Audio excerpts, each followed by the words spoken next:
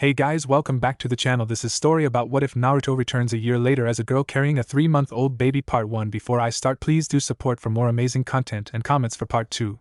Do consider to subscribe my channel and share my video to your friends and check out the description as well. Let's start the video. I groaned in frustration as I stared at my blonde-haired idiot of a best friend, Uzumaki Naruto. The stupid dope had managed to get me to abandon my afternoon training in order to stuff his face with ramen. He was on his 4th bowl, and I was the one paying. Dobe. That's enough, you pig. I scalded him lightly. He turned to look at me, his mouth full of those rich noodles and God knows what. He swallowed and smiled. Aw, come on Sasuke, you have to make up for lost time. He grinned before turning back to his bowl. I had been back in Konoha for just over a year. Naruto had lived up to his promise and had brought me back home. I had managed to kill my brother Itachi, however, due to a fluke, when it had come to killing Orochimaru he managed to get away at the last minute. "Ne team?" Naruto started next to me. "What dope?" I countered. "I'm done, let's go spar." He grinned at me as he wiped his mouth with a napkin. I nodded my affirmation and paid for our lunch. In sudden haste and excitement, Naruto had grabbed hold of my hand and pulled me towards our usual training grounds. Naruto and I had trained non-stop for a good few hours. The dope now lay flat out next to me on his back, both of us breathing heavily. Sweat and dirt covered our bodies from head to toe. "That was a good workout," Naruto managed between panting breaths. I nodded and turned my head to look at him. "Let's go home, dope," I breathed out as I sat up after having got my breath back. He smiled and sat up after me. I was about to stand when I suddenly felt a weight on my shoulder. I turned my head to see that Naruto had slumped up against me, his own head on my shoulder. "Ne Sasuke," he started. "We're best friends, right?" he asked me. "Of course we are, dope." I nodded. "I've been thinking, ouch, did it hurt?" I teased. "Shut the fuck up, team," he growled before continuing. "Anyway, as I said, I've been thinking." "About?" I pressed. Us? I questioned, slightly curious as to what he was trying to get at. "Yes, us, Sasuke," I noticed him blush. "What is it, Naruto?" I asked softly. I knew he wanted to say something important. "Sook, I think I'm in love, with you." His blush became heavier as he became flustered. My eyes widened in surprise. I was not expecting him to say that. What can I say in return? I'm sure he knows I'm straight. "I know you're straight, Sook. I just thought I'd tell you, he shrugged in a defeated manner. I sighed and then smiled. Only around Naruto do I smile and become as soft as this. "Thank you for telling me, dope." He looked up to me and nodded. "Sorry if I've said anything out of line. I just didn't want you to push me away." "Dope, I wouldn't do that. You're my best friend, remember, the only person worth sparing with." I got up onto my heels and turned myself to look at his somber expression. "I'm sorry I can't return your feelings, Naruto." I leaned forward and hugged him. I nuzzled the side of his face, and he wrapped his own arms around me. "Affectionate, I know, but we're only like this when we're on our own. No one but Naruto has seen the last Uchiha become such a sap. If the circumstances were different, Naruto, then I'd defiantly go out with you. I do love you, Naruto, you're like my little brother. I'm just not in love with you. You're my best friend and I hope we can still be that way." The blonde nodded against my chest. "Sure, Sasuke, we're still best friends." He lifted his head and grinned at me cheekily. "So my sexy nojutsu really does affect you then, team?" I glared at him playfully. "More than you'll ever know, Naruto," I inwardly thought as I stood up and lifted him up with me. "I'm tired now, Sasuke, I'm gonna head on home, K." He motioned with his thumb in the direction of his house. I nodded. "Sure, see you tomorrow, dope." I smirked as I walked past him. I leant toward him when I was near enough and gently placed a light kiss on his forehead. "Make sure you're up before I come get you this time." I kept the smirk on my lips as I headed off home for a relaxing evening. I arrived at Naruto's apartment early, like always. I knocked on his door and entered his apartment as I usually did. I headed over to the bedroom door, expecting to find the blonde dope still in bed. I reached out with my hand to open the door, but suddenly stopped upon hearing music and then singing. I raised a brow and walked over to the little kitchenette that was Naruto's. I hid behind the wall, but poked my head out to watch the blonde sing and dance a little to a song. "Lay where you're laying, don't make a sound. I know you're watching. They're watching." He swayed his hips gently to the music as he sang along.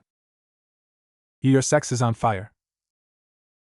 I tried not to laugh as he sang those lines whilst flipping a pancake. The said pancake missed the pan and landed on the foxboy's face.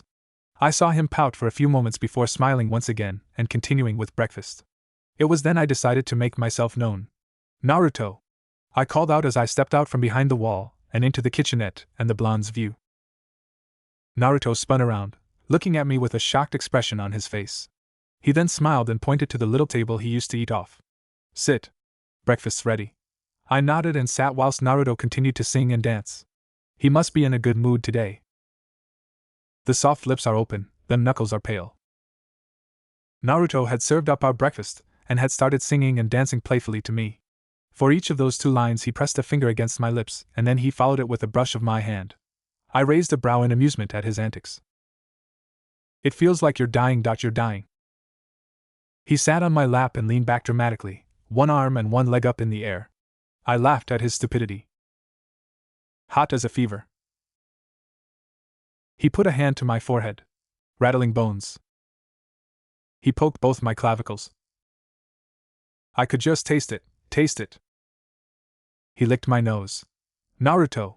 You get off me, you goof! I chuckled at him, and wiped my nose as he got up off me. And your sex is on fire. He faded out there as he shook his hips a little. He then sat down in his seat opposite me with a huge grin on his face. I couldn't help but laugh again. Naruto, as much as I love your singing, you are the biggest baka I have ever known. Why, thank you, sir. He joined in with my laughter as we both carried on with our breakfasts. Sasuke! Team! Open the stupid door! I called out to the raven. It had been 3 days since my confession to Sasuke, and, true to his word, we were still the best of friends. However, due to my little sing and dance the other morning, he's taken to calling me Fox or Foxy. Uchihas are weird. Sasuke, come on! I have a mission scroll for you. Open up, stupid team. I called out once more. I was about ready to walk in when the door was opened before me. Sasuke. The said man was stood in the doorway in just a towel. His hair was damp and I could see water droplets slip down his toned chest. Can a guy have a shower in peace these days? He rolled his eyes and stepped out of the way to let me in. He closed the door behind me. You know, team, you're lucky I wasn't some rabid fangirl just then at your door. He raised a brow. You of all people should know not to answer the door in just a towel. He smirked at me and headed back upstairs to get dressed as I made myself at home on his sofa. Sasuke came back down dressed a few moments later. He came over to the sofa and just looked down at me. Dobe, feet down. Oh. I chuckled and took my feet off the sofa and sat upright. Sasuke sat down next to me. So what's this mission? He asked as he took the scroll off me and opened it up. What's it say? I questioned him curiously. He only groaned as he slumped into the sofa. They've given me a 6-month mission. I winced at the news. Ouch. I took the scroll off him to read it myself. Must be an important A-rank mission if they're sending Niji and Shikamaru are going too. I chuckled. Uchiha, Nara and Hyuga, the 3 stooges. I looked at Sasuke as I laughed. His face just remained impassive as ever. Don't worry, team, it'll be over before you realize it. I smiled softly as I turned around on the sofa and lay across it. My legs dangled over the arm of the sofa and my head rested in Sasuke's lap. This is the longest mission you've been given since you've been back, isn't it? I asked quietly. He nodded as his left hand came up to gently play with my hair. He seemed out of it. I guessed he was just nervous.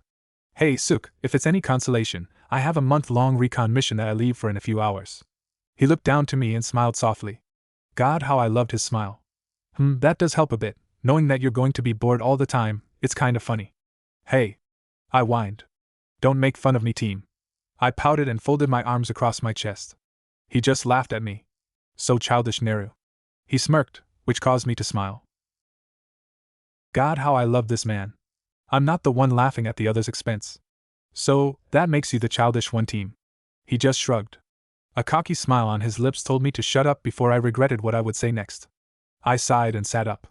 Well, bastard, now that I've delivered that scroll, I guess I'll be off home to get ready for my own mission. I get up onto my feet, followed by Sasuke. Take care, team. I'll see you in 6 months. I smiled at him softly before I hugged him. Sasuke returned the hug tightly before we separated moments later. Look after yourself, Naru. I'll see you when I get back, he said as he watched me leave his side once more for a mission.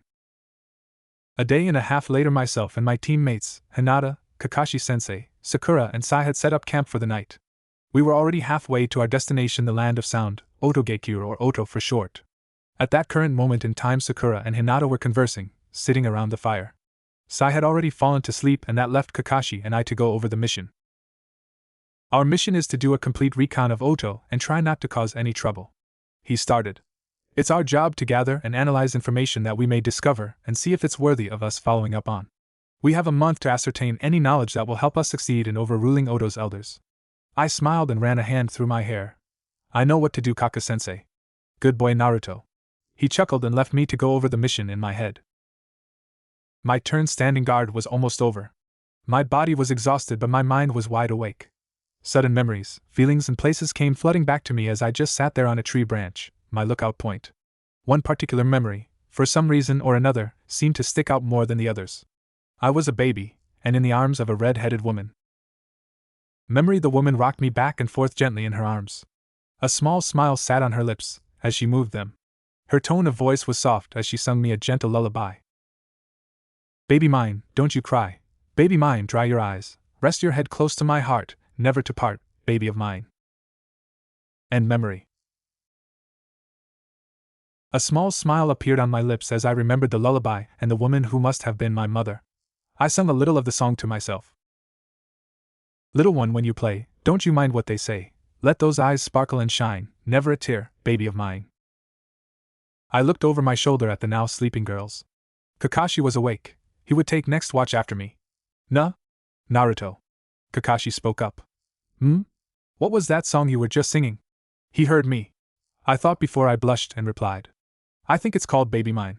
Someone used to sing it to me when I was a baby. I see, was all he said before going back to his book that he was reading. Did he know the song? He knew my parents, so he might. I shrugged and decided that it wasn't worth worrying over. I can't wait to get home, I thought as I went back to my night lookout duty. By the following evening, my team and I had arrived in Oto. Keeping ourselves hidden for the time being, we moved around the city in the darkness of the shadows. Soon we came upon an old, abandoned, rundown hut. We'll camp out here until the mission is complete, said Kakashi-sensei. We all just nodded in understanding and made our way inside. The place was a dump, but it was going to be our home for the next month. We had to make do with what we had. Hinata-chan and I will take the bedroom. You guys can sleep in here, stated Sakura as she pulled the blushing Hinata into the said room. Yosh! I fisted the air. Let's get an early night so we can start this mission properly tomorrow. I grinned. After breakfast, of course. Sai chuckled. My, Naruto-kun, all you think about is your stomach. I do not. I pouted. I think of other things too. I whined. Kakashi just rolled his eyes at my display of childishness. Like what, Naruto? Asked Kakashi as he looked expectantly at me. Like, lots of stuff, lots of random stuff, like becoming Hokage for one. I smiled at the mention of my long-time dream and goal. Sure you do, Naruto-kun, said Sai as he and Kakashi got into their sleeping bags. I do. I pouted once more for good measure before getting into my own sleeping bag and settling down for the night. I think of Sasuke too, I said inwardly to myself before falling into a deep sleep. The day after Naruto had left on his mission, Shikamaru, Niji and I left for ours. The object of our mission was to locate a group of terrorists that have kidnapped children from their homes. The Hokage appointed me the group's leader. From the information we already have, we know that their base is somewhere here in Fire Country. I relayed the information to my teammates. As far as we know, 6 children have been abducted already, and in their place bombs have been planted. We don't know how many have been placed in each town though. If the terrorists' demands are not met, the bombs are set to detonate. One of us needs to locate and disarm those bombs, Shikamaru stated as we jumped from tree branch to tree branch looking for our target. I thought Niji could complete that part of the mission. If he uses his Byakugan, I'm sure he can disarm those bombs in seconds. Niji nodded at my idea. I accept, replied Niji. The only problems are the location of the bombs and the time it will take me to get to each country and village. I stopped on a thick tree branch for a moment and contemplated what Niji had just said. We have 3 possible ways to do this. I started with a look of concentration on my face. Niji and Shikamaru listened in closely. 1. Niji can carry on from here on his own to get a head start on those villages, however you will be searching blindly. 2. We can ask the Hokage to send back up to help you. And 3. Niji comes with us in hopes that we find a blueprint of some sort indicating where the bombs are hidden so we can then take out the terrorists, locate the bombs and take the kids home. I want to finish this mission without major incidences. Niji and Shika seem to think about their given options. If we choose the right path, we can be home before the 6 months are up. That's all very well, Uchiha, but deciding on the right path for Niji to take is the difficult option, Shika added as he rubbed the bridge of his nose in serious thought. Even if we had the backup from the Hokage, we would still be searching blindly. I've made my decision. I'm going with you too. If the terrorists are smart, surely they'll have a map of where the bombs are located, Niji stated. It's a possibility, I replied, nodding my head once. Let's go with that plan then, I said before I started moving once more, the other 2 following behind me. I wonder how Naruto's mission is going. It can't be any more frustrating than this one is. I inwardly sighed at my thought and continued my way through the trees. A month later, after our departure from Konoha, we finally managed to locate the terrorists' hideout. It wasn't as easy as we thought it would have been. Shika, Niji, and I had to go around many villages to ask if anyone suspicious had been seen around as of late. Those that we had asked replied with a no, that is until we came upon a little homeless boy who said he had seen two ugly men take a little girl and shoved her into a sack 3 nights ago and carried her off. We followed the little 8-year-old, who named himself Caden, to the south of the village. He told us to travel along the path for 2 days until we reach a forest. This must have been where the terrorists were stationed. We gave the boy some money for his help and went on our way. Sure enough, 2 days later we reached the forest, and after an hour of searching, thanks to Niji's Byakugan, we found what we were looking for. What's next, Sasuke? Niji asked as we hid behind some overgrown bushes, keeping our chakra levels low. We don't know how capable they are of an attack or how surprising they could be. I looked at our surroundings, noting what we could use against them. The terrorists were shacked up in a wooden cabin in the middle of the forest. From what I could see, there seemed to be 3 rooms. The kids might be in any one of the rooms. For the next week we're going to survey them, we're going to analyze their daily routines, then find a suitable opening and attack when we have a chance. I laid out the plan for the next week. Why take so long, Uchiha? Niji asked. Because if we go in there all guns blazing, who knows what they'll do to those kids and bombs. I sighed in frustration. I really did want to go in there, but I knew we couldn't chance it. Let's find somewhere secluded to camp, I whispered as I edged away from the scene. Niji and Shika followed behind me closely. It took us the best part of 20 minutes to find a cave south of the terrorists' cabin. Once settled and sure we weren't going to be found easily anytime soon, we took out our sleeping bags, after which Niji went out to find some food, Shika got a fire started, and I contemplated more about the mission. Nightfall came quickly. We got into our bags and settled down for the night. Naruto was once again the last thing on my mind as I drifted off to sleep. 3 weeks into our mission and everything seemed normal. Sakura and I had teamed up to take the north and east side of Odo, Hinata inside the west, and Kakashi-sensei the south. Without trying to raise suspicion, we asked around the village, hoping that the villagers may have some form of unusual news for us. So far, in 3 weeks into the mission, we have nothing except for a gigantic headache and a stiff neck from sleeping on the floor all this time. Either there is nothing going on or something is, and they're all just super good at hiding it. I mumbled from the floor in the corner of the living room. The 5 of us had just got back from another search. We were tired, hungry, and more than a little fed up. Sakura and Hinata sat happily upon 2 old wooden crates. Kakashi-sensei leant on wall, whereas Sai sat cross-legged in the middle of the room like a bit of weird boy. I, on the other hand, sat on my sleeping bag minding my own business, trying to think of different ways to gather more information. They could have been threatened not to say anything, Sakura chimed. We have a week left to find something. Besides, it's just a recon mission. I do not think Tsunade-sama will punish us if we went back with nothing.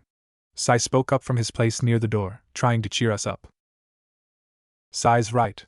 I butted in and smiled. Bachan will just be happy that we're all back safely. Right, Kaka-sensei? The silver-haired man rolled his eyes. Databeo. I grinned and fisted the air. Then my stomach decided to let me know how much I've been ignoring it for the past few hours.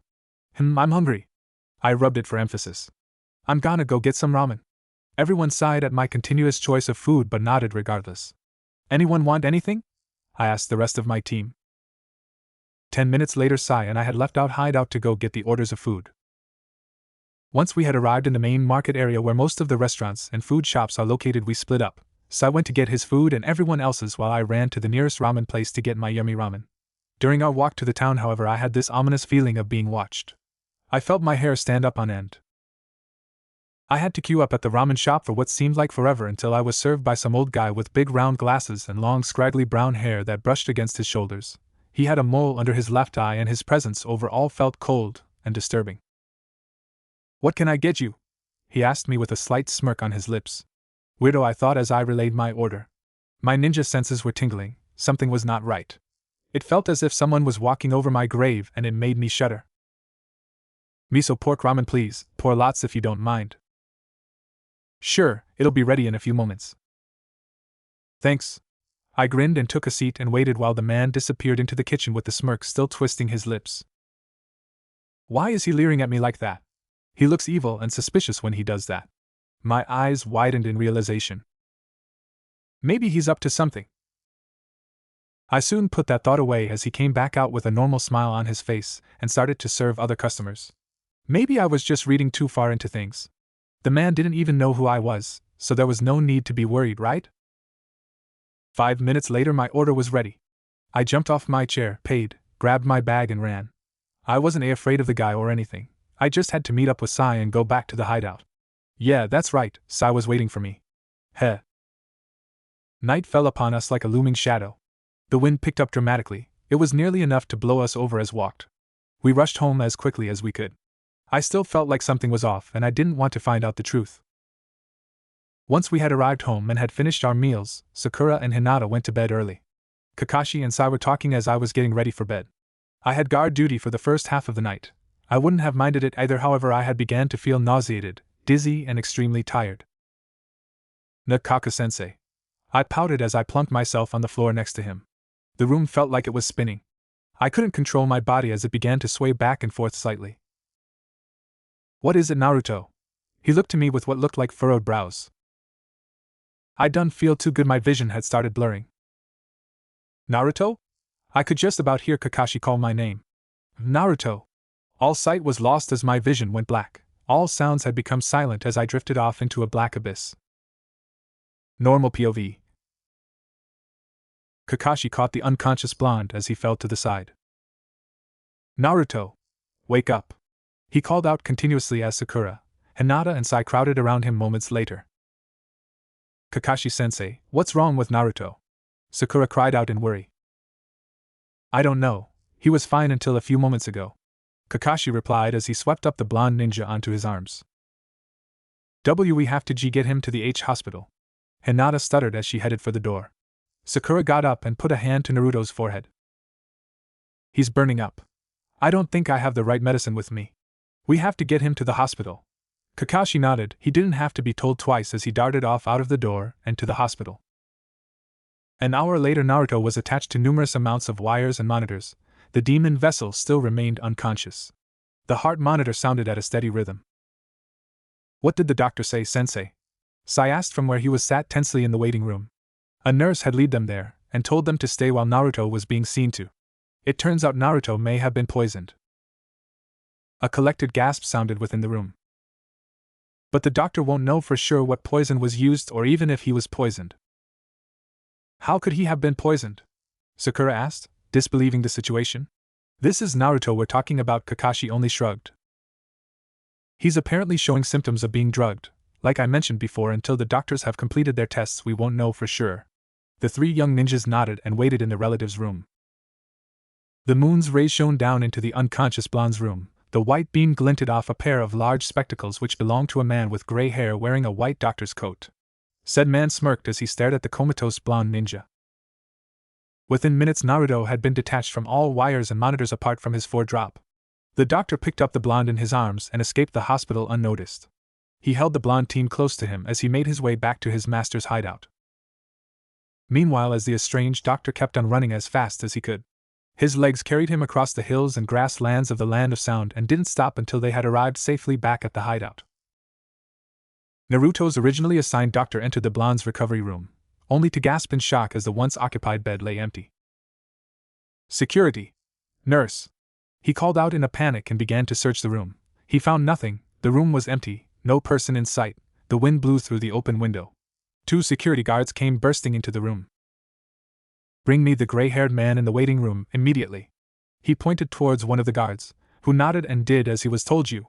He moved on to the other security guard. Alert the hospital. We have a missing patient who is seriously ill. The second guard nodded and left. The doctor put his head in his hands and sighed heavily.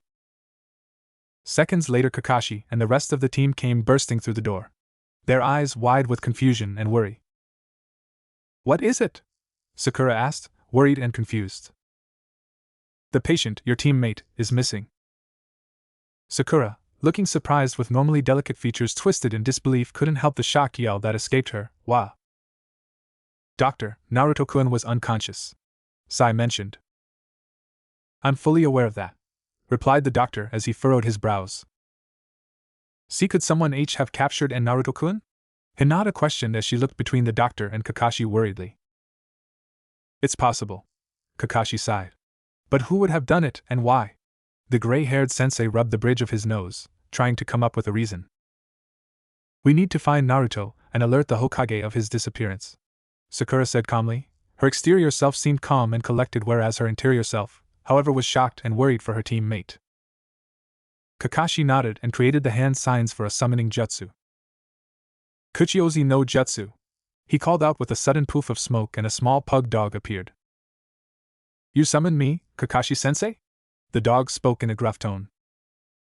Yes, Pakin, head back to Konoha and inform the Hokage that Naruto has been poisoned and is currently missing, possibly kidnapped. The pug dog left to do as he was told. The other team members looked between each other before nodding once simultaneously. We have to find Naruto, stated Kakashi before the team moved out. The week-long surveillance task had passed. We learned as much about our surroundings as we did our target. There were 5 men, all right. They seemed to all be brothers.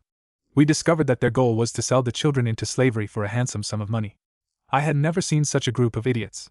From Niji's watch we managed to deduce that there were 7 kids inside that cabin. Shikamaru had learned that they took almost clockwork shifts, and I had discovered their names and personalities. The last few hours of the day had passed. The next day we would spring into action to rescue the children. I rolled my eyes at my choice of words. Could I get any more like Naruto?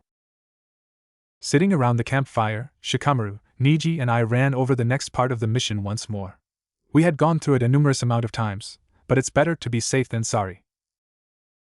At 1,200 hours tomorrow we're to split up into groups of 2 and storm the cabin. Niji and Shikamaru will take on the first 3 and I will see to the one keeping watch. Once you have completed that task, Niji, you have to search for clues, ideally a map of the bomb's positions. Shikamaru, you're to tie up the targets and then rendezvous with me and Niji back at the hideout. Clear? Both ninjas nodded their understanding and turned away to go to their respective beds. The sun rose the next day, high into the clouds like a helium-filled balloon. The burning gas sphere illuminated the once darkened sky. The moment the sun's warm rays hit my closed eyes through the entrance to the cave, I woke up. Stretching my slightly abused muscles, I sat up and began to dress for the day. Niji awoke moments after, and half an hour after that, Shikamaru woke. He really is a lazy genius. They too got ready and had their breakfast. Are we set? Niji asked as he retied his raven-colored hair into its usual style. Shika and I nodded in unison. Good, let's get this mission underway. We nodded once more and left the safety of our hideout to travel the seemingly long 20 minutes down the path to the terrorists' cabin. Once situated in our positions, we readied ourselves and waited for the sun to strike midday. The almost non-existent breeze danced amongst the leaves of the surrounding vegetation. The tension and adrenaline within us were rising with every waited minute. Soon, it would be time to strike. From behind the wide tree trunk where I hid, I heard the voices of 3 of the 4 men arguing. They stood outside the entrance to the cabin bickering about the children and their course of action. Come on, Adam and I, can't we just kill the little fuckers? The youngest one asked.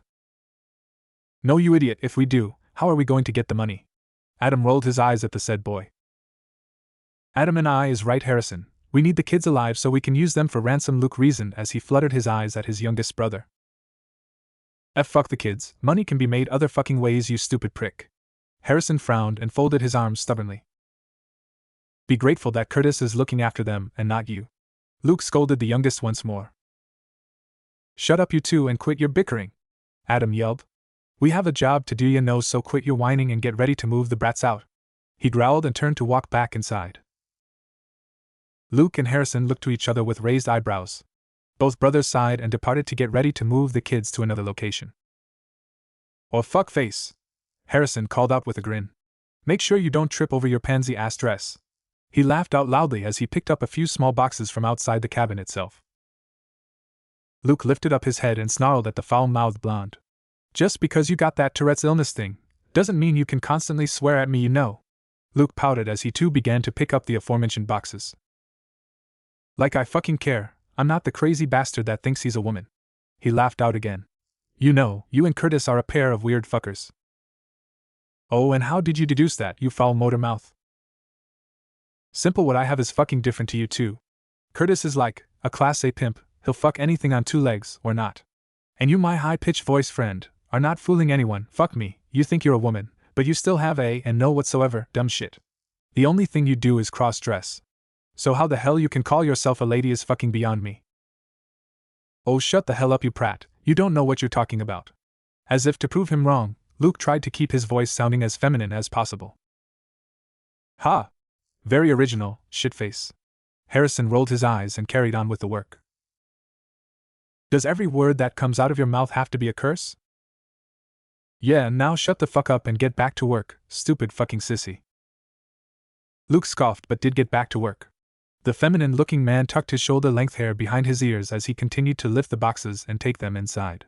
I watched their exchange with blinking eyes. I couldn't believe that people could be so idiotic and childish. They had just given a whole new name to retarded people. The sun continued to rise in all its glory, and soon enough it reached the epicenter of the sky, marking midday. My eyes located those of Niji and Shikamaru. With one nod from me, we moved in. Niji to the right, Shika to the front, and me to the left. The game had begun. Luke and Harrison made their way back out just as we were to enter the cabin. They noticed us in an instant. Perfect. Niji took on the lady-looking Luke, whereas Shikamaru got Harrison. I passed through them both and entered the cabin. Oi, who and what the hell are you doing? Their leader Adam spat out as he got up out of his wooden chair at my sudden entrance. Get your arse out of air, now, before I kick it to kingdom come, he warned as he closed the gap between the two of us. His hand slowly reached down into the back pocket of his grimy trousers. You have till the count of 5 to get out of air. HN. I casually remarked in my normal cold way. Really now, can you count that far? The man stuttered as his anger got the better of him. He pulled out a knife from his back pocket. The stainless steel blade looked dull with overuse. Why, you little brat? He snarled, I'll make you eat those words. He lunged at me with the dirty knife aimed for my chest. If the bastard struck me now, the rescue would have been pointless. With a swift sidestep, I managed to avoid the attack and turned to avoid another. Keep still, you little bastard. He growled and lunged for me once more. I quickly brought out my katana, and with its hilt I hit the charging man on the head, where he then fell to the ground with a thud.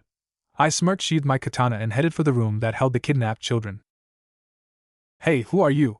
A man with mouse-colored hair asked me as he got up from sitting on the floor outside the room where the children were kept. He seemed bored at a first glance. That was until he stood up and looked me over. Haven't seen you around before. Are you new help? I rolled my eyes. The look in the man's eyes seemed to hold some sort of lust in them. You're hot for a pale-skinned dude. He chuckled. Bet you're hot in bed too. Wanna give it a go? The man smirked darkly. I don't think so. I snorted in disdain. I looked over the man in front of me. His attire was over the top. It consisted of a top hat, which was placed on the floor at his side, a black shiny tuxedo down his person with a white silk shirt and a satin red tie under it. He looked like what the others had said about him. A pimp. I'm not gay. I stated, annoyed at the other man. Like I would let him touch me. Sure, whatever you say. I'll tell you what, if you beat me in a fight, you can walk out of here. If I beat you, you have to sleep with me, okay? HN, as if I'd let that happen. I smirked and took him out before he could say another word. Asshole. I shook my head and walked on to where my charges would be found.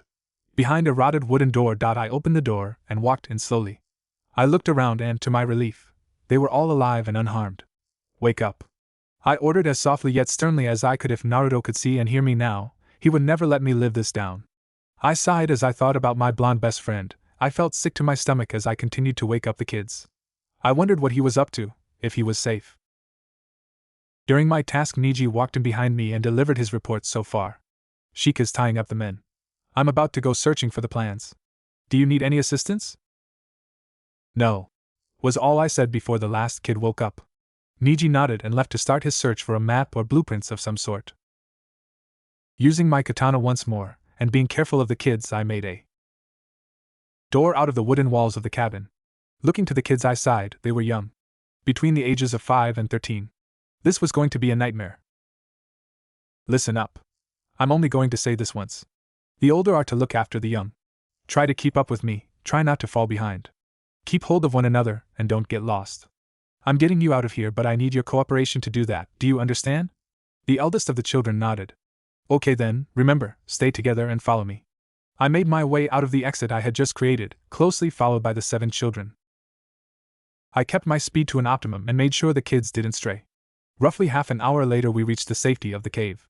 Looking around, it seemed we were the first back. Get inside the cave and stay there unless I tell you otherwise. There's food and water inside, help yourselves. But remember to save some. They nodded their understanding and entered the cave.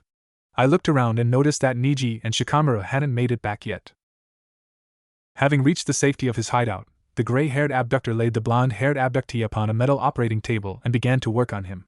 He tied the unconscious blonde boy to the table, a belt to each arm and leg. Once satisfied, he hooked the younger to monitors and an intravenous drip. He smirked and left the room. During the man's absence, the once feisty ninja began to stir from his unconscious state. His eyes were misted, his head foggy, his temperature high, and his stomach woozy. Naruto's POV. Oh man, my head hurts.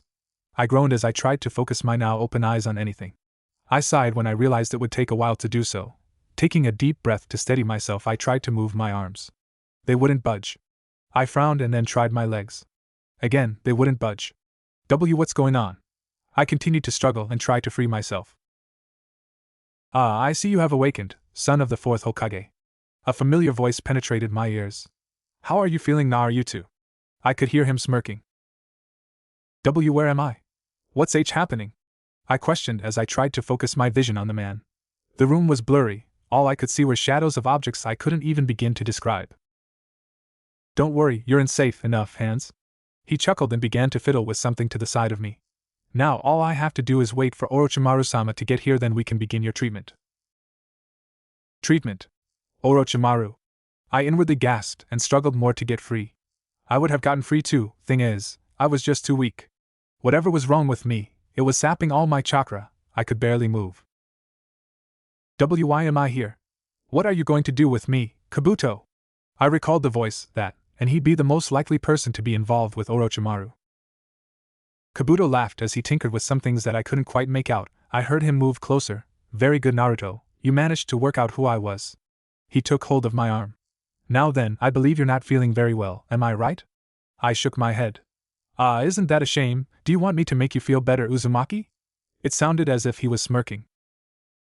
Gee, get off me, you perv. I snarled and tried to pull back my arm. He held it firm. Oh, come on now, Naruto-chan, don't you want to get better? I have the antidote to the poison that you ingested. He dangled something that looked like a syringe in front of me. I'd rather die than be an experiment.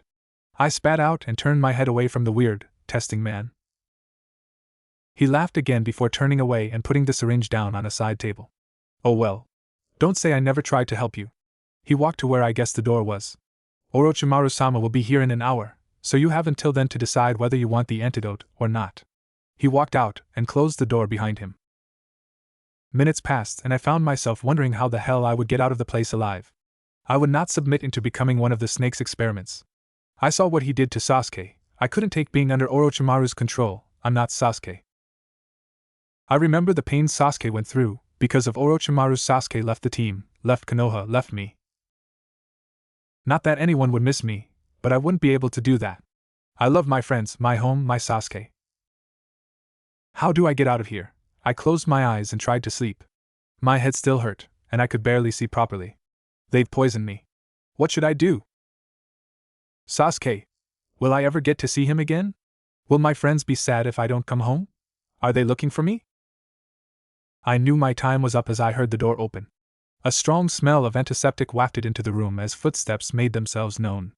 An eerie silence filled the room as the footsteps stopped right next to me. Uzumaki Naruto. It's a pleasure to have you here. Came the shrill-sounding voice. Orochimaru. My mind screamed as the man spoke. I'm glad you're here, Naruto. You can help me create my new body. The hell? Stay away from me, you sick pervert. I yelled as I tried to pull away from the sickening snake man. Calm down, Naruto. He smirked. Calm down. Dude, I'm not letting you touch me. I'm not going to be your guinea pig. I'm not going to let you take my body. He laughed, almost manically. Oh dear child, it's not your body I want to take over. It's not? I was slightly surprised. If it's not, then what the hell am I bloody doing here? I roared, confused. I wanted to go home. I didn't want to be here. Don't worry, all will be revealed in due course. Now tell me something, Uzumaki-san. That jutsu of yours, the one where you transform into a woman. Does everything transform? What the hell are you talking about? I realized that the guy was weirder than I ever thought. He should have been locked up in an asylum, not put into the ninja academy. He laughed again. Oh, how I hate that laugh. I sensed Kabuto walk back in. What Orochimaru-sama meant, Naruto-kun, was that your physical exterior appearance changes when you transform. He wants to know if your internal being also transforms into that of a woman. That's it.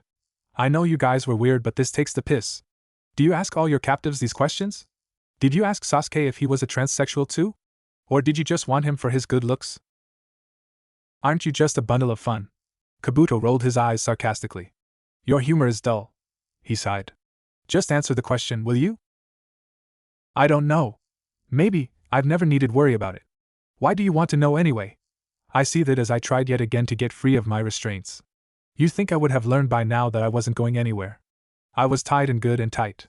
My weapons had been removed and I obviously couldn't make hand signs since my hands were not usable at the current moment in time. What to do? As I said before, Naruto, I need you to help me create the perfect body. I'm not going to help you, Orochidopimaru, I stated as I turned my head away from them. Listen, Naruto-kun. I have the antidote to your poison. If you wish for it to be administered to you, you should turn yourself into your female form. Like hell I'm going to do that, you char-grilled cockroach. Just give me the antidote, will ya? My head's splitting and I'm gonna throw up. I pouted. You have your options, Uzumaki-san. Orochimaru turned to Kabuto. Kabuto, is the anti-serum ready? Hi, Orochimaru-sama. It's ready and waiting for Naruto-chan here to comply when he wants to. I could hear him smirking once again. So, what's it to be? You can stay like this and die within hours, or you transform into a woman and I give you the anti-serum. I suggest you choose wisely. Now what do I do? If I choose the woman and antidote, I could easily break out of here. But if I don't, I'm stuck here until I die. Those thoughts plagued my mind. I couldn't make a decision. Something seemed off about the choices. Why does he want me to become a woman? You promise to give me the drug if I show you my girl form? Kabuto nodded. Okay then. I looked to Orochimaru. You were defiantly pervy Sage's teammate. Wanting to see a naked girl. I groaned. I need my arms free to do it. Kabuto stepped forward and undid my arms. And put a towel over me. For some reason my clothes disappear. Just hurry up and do it, Naruto-kun, chided Kabuto as he put a towel over me. Okay, hold your horses. I grumbled as I did the hand signs. With a poof and some white smoke for the dramatic effect, I was a girl. Perfect. Inject him now, Kabuto. Hi, Orochimaru-sama. I felt a needle prick the skin on my arm, and seconds later the fluid rushing through into my veins. Hey, what are you? You could have at least waited until I was a boy again. Orochimaru tied me back down as Kabuto withdrew from my arm. Jerks. I struggled to get loose. You see, that's impossible. We needed you to become a woman for us to inject you with not only the antidote to the poison, but a special serum which will make you a girl permanently. My eyes shot open. I was speechless. He had to be kidding, right? There was no way something like that could be created. I couldn't be a girl forever. Why, you're lying! I managed to find my voice. There's no way that you could do that, not even with a forbidden seal. You're lying. I struggle more to get free. Let me out of here, you sick bastards. They laughed. They had the balls to laugh at me in this situation. The fucking bastards. Don't worry, Naruto-chan. There's a reason as to why we wanted you to become a woman. Oh, don't beat around the bush, will you? I spat out sarcastically. Tell me already so I can kick your asses when I get out of this.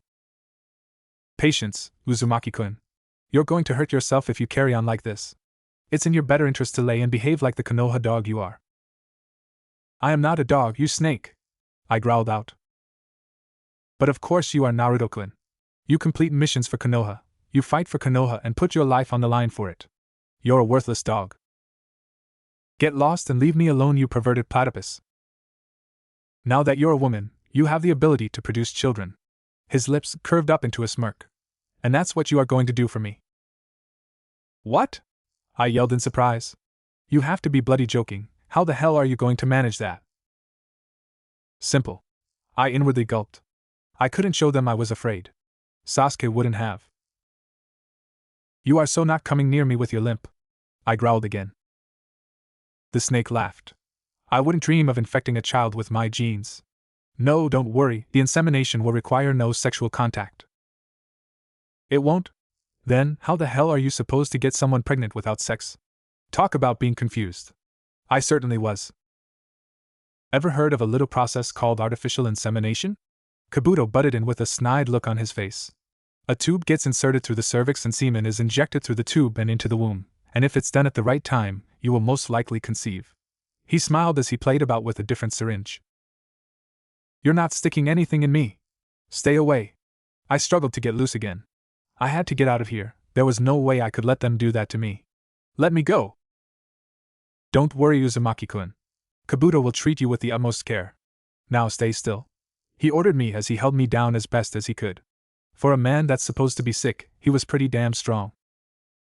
Now Naruto, this won't hurt a bit. First you will feel an ache in your arm. I'm going to inject you with an anesthetic. You're going to fall asleep for a few hours, and while you're asleep, I will perform the necessary tests. We need to do an ultrasound, an X-ray, blood tests and others. By the time you wake up you will feel groggy, but in a much better condition as the antidote would have done its job by then. I couldn't care less. Let me the hell go. Stay still or it will hurt. Kabuto warned me and injected me before he could finish the sentence. Ah. What the NNMM, that hurt you crazy eight-legged freak. He smirked. You were warned. Now shut up and go to sleep, will you? He turned around and went back to his little lab table thing. He started counting out loud. 5, 4, 3, TW. I never got to hear the rest. I fell to a deep sleep. Niji and Shikamaru arrived 20 minutes later. Do you have the blueprints? I asked Niji as he came into view. He nodded and withdrew a scroll from his back pocket. It wasn't too difficult to find, he said as he handed the item over to me. Once the scroll was in my hands, I immediately opened it. I sighed in relief when I noticed that the blueprints were simple to follow. The said scroll contained a diagram of a bomb and a small map of each chosen village and the bomb's location within them. From the diagram on this map, it's safe to determine that all the bombs are the same in their mechanical build. I stated as I folded up the scroll and handed it back to Niji. Let's get these kids fed before we set out to take them home. I frowned. This mission was taking too long as it was. I wanted to get back to Konoha. 6 months was one hell of a time to spend on a mission. 2 hours later we were ready to leave the cave and head out. Niji, Shikamaru and I had placed ourselves between the children to help keep them safe and on track. The last thing we needed was for one of them to go astray. Shikamaru had the back of the line, Niji the middle, and I took the lead. The children were well behaved for most of the duration of our journey. Only when they were hungry or tired did they complain. We had walked for a good few hours. Nighttime was approaching fast. Mr. Uchiha? One of the girls, Sarah I think her name was, called out to me. We gonna rest soon? Her voice sounded just as she looked, exhausted. I stopped in my tracks and turned to face them. Yes, we can stop now. There's a clearing just up ahead, we'll spend the night there, I said as I carried on leading them to the aforementioned clearing. Even though we had traveled for hours, we had not yet reached the end. We were still inside the forest where we spent the last few days living in. We reached the clearing and settled the kids down for the night. Niji was on first watch. I kept to myself as Shikamaru told the kids a troublesome, so he put it, story. It took us 2 days to get to the first village. 2 of the children belonged to this village. Megan, the youngest one, and her older brother Reagan. Once they had been reunited with their parents, the village elder took the remaining kids to the town hall to fed and looked after for the night. Niji brought out the blueprint map of the bombs. He and Shikamaru scrutinized the scroll before deciding on a location to search in. While they searched, I had perched myself upon a rooftop to think. I closed my eyes and concentrated hard. Soon the hustle and bustle of the village was tuned out. The light, cool breeze became almost non-existent. Everything was quiet, just how I liked it. That was until a loud-mouthed blonde ruined it by entering my head and singing to that damn song he was listening to the other day. Even though I know Naruto likes me that way, and I'm definitely certain I don't like him more than on a friendly basis, I still didn't mind his actions. Maybe it's because we're friends that I didn't mind his touches. I remembered the day when he confessed to loving me. I know I hurt him something terrible when I turned him down. I've never seen those blue crystal eyes of his look so dull and empty. I wish things could have been different, but the fact is, I like women. Not men, and not my best friend. My Naruto. By the time Niji and Shikamaru had located the position of the bomb, dusk had fallen. The sounds of the village had died down and soon became eerily quiet, almost like a ghost town. Everyone had gone home for the night. Parents fed and bathed their kids before putting them to bed and turning in themselves. Uchiha! Niji called out as they were ready to tackle the bomb. I jumped down from the roof and made my way over to the two. We should have evacuated the village, Uchiha. Who knows if this bomb will detonate or not? Shikamaru stated with a hiss. Well then, you had better make sure it doesn't. Our mission is to disarm them, not detonate them, I retorted with a slight growl. Look, the less commotion the quicker we can get out, job done. The villagers are not aware that their lives are being threatened by some mediocre bombs. Hardly mediocre, Uchiha. If they were, then we wouldn't have been sent out to disarm them. he continued. I casually remarked as I leant against the wall. Just fix the problem so we can move out. Shikamaru just nodded, and with Niji's help they began to disarm the bomb. The job went off without a hitch. However, there were a few tense moments. Namely when it came to the cutting of the wires. With thanks to Niji's Byakugan we managed to determine what wire to cut. With the first bomb out of the way we left the village the next morning with the remainder of the children. Normal POV. Meanwhile in Konoha, the Hokage had ordered several teams to search for the missing Naruto. From the many different corners of the Fire Country, Team 8 had been sent to investigate the east, Team 10 and Team Guy were sent to the south and southeast to search, the remaining Team 7 were sent to the northwest. Due to shortages of her most trusted ninjas, Tsunade sent Captain Yamato and Shizen to examine the north, and notified the Sand siblings and Suna of their situation, Naruto's disappearance. The Kazekage immediately replied, saying he would comply to help the search for a dear friend. While the teams were out doing their work, Tsunade turned to her bottle of sake. Naruto's sudden disappearance was giving her a headache. Where the hell are you, Gaki? She downed a cup of the warm, alcoholic liquid. She was worried about the absent blonde teen. He was like a grandson to her, and now that Jiraiya wasn't around anymore, she felt as though Naruto was the only family-like person she had left in the world. She had to find him. He was to become her heir, the next Hokage, the Rokudaime. That is if Tsunade herself won over the council elders. She sighed and leaned back into her large desk chair as she poured herself another cup of sake. Hopefully someone will find a clue as to where the blonde could have gotten to. She suddenly groaned when she realized the hell that would be let loose when the Uchiha found out about this. Sasuke and Naruto were very close, most times they were inseparable. Once the Uchiha got wind of his best friend's possible kidnapping, an attack on the village by a Jinchuriki would be the small in comparison to the damage Sasuke could do. She could only pray that one of her teams would find the missing Nin before Sasuke returned. As Naruto was under a drug-induced sleep, Kabuto began his bout of numerous tests on the unconscious blonde. He needed to determine 3 important factors. Firstly, he needed to see if Naruto had the required organs. Without them there would be no point in continuing the experiment. Secondly, he'd need to check Naruto's hormone balance. Without the correct amount or the correct hormones, Naruto wouldn't be able to conceive or carry the child. Lastly, he'd need to monitor her ovulation periods so he could determine the best time to inseminate her. Once he was sure the blonde was completely out for the count, he withdrew a portable ultrasound machine from under a cover that was situated next to the bed Naruto was on. After setting up the machine and turning it on, Kabuto put some gel onto the girl's abdomen and began the task. As he moved the transducer across Naruto's lower stomach, he kept his eyes firmly trained on the black and white images shown on the monitor to his right. Moments later a small, but pleased smirk, made its way upon the Mednin's lips. Perfect. Kabuto noted his findings before taking pictures of his discovery via the ultrasound machine. Finishing up, he put the machine away and wiped the remainder of the gel off the blonde's stomach. He washed his hands in the nearby sink with some disinfectant before moving on to his next test. Kabuto's next assignment was to complete a fertility test on the still comatose blonde. The girl may have the necessary organs, it was now determining if she could ovulate her own eggs. But just as Kabuto was about to start the first test, Orochimaru decided to pay a visit. How is our specimen doing, Kabuto? Ah, Orochimaru-sama. The Mednin smiled and shifted the position of his glasses on his nose. She's doing very well. In fact, Naruchan here has the organs required for childbirth. I was just about to run the fertility test on her. Very good. He eyed the unmoving body of the once male ninja. Please keep me updated. Of course, Orochimaru-sama. Kabuto bowed to the snake-like man as he left the room. Sighing, Kabuto put on his latex gloves and got back to work. It was going to be a long 2 days. The first fertility test would be one known as a cervical mucus test. This involved a postcoital test which would determine if the sperm is able to penetrate and survive in the cervical mucus. After taking the sample, and making sure it was safely contained, he put it to the side and set about conducting the second test, a hormone test. This test was done to assess the various hormone levels that contribute to the reproductive process.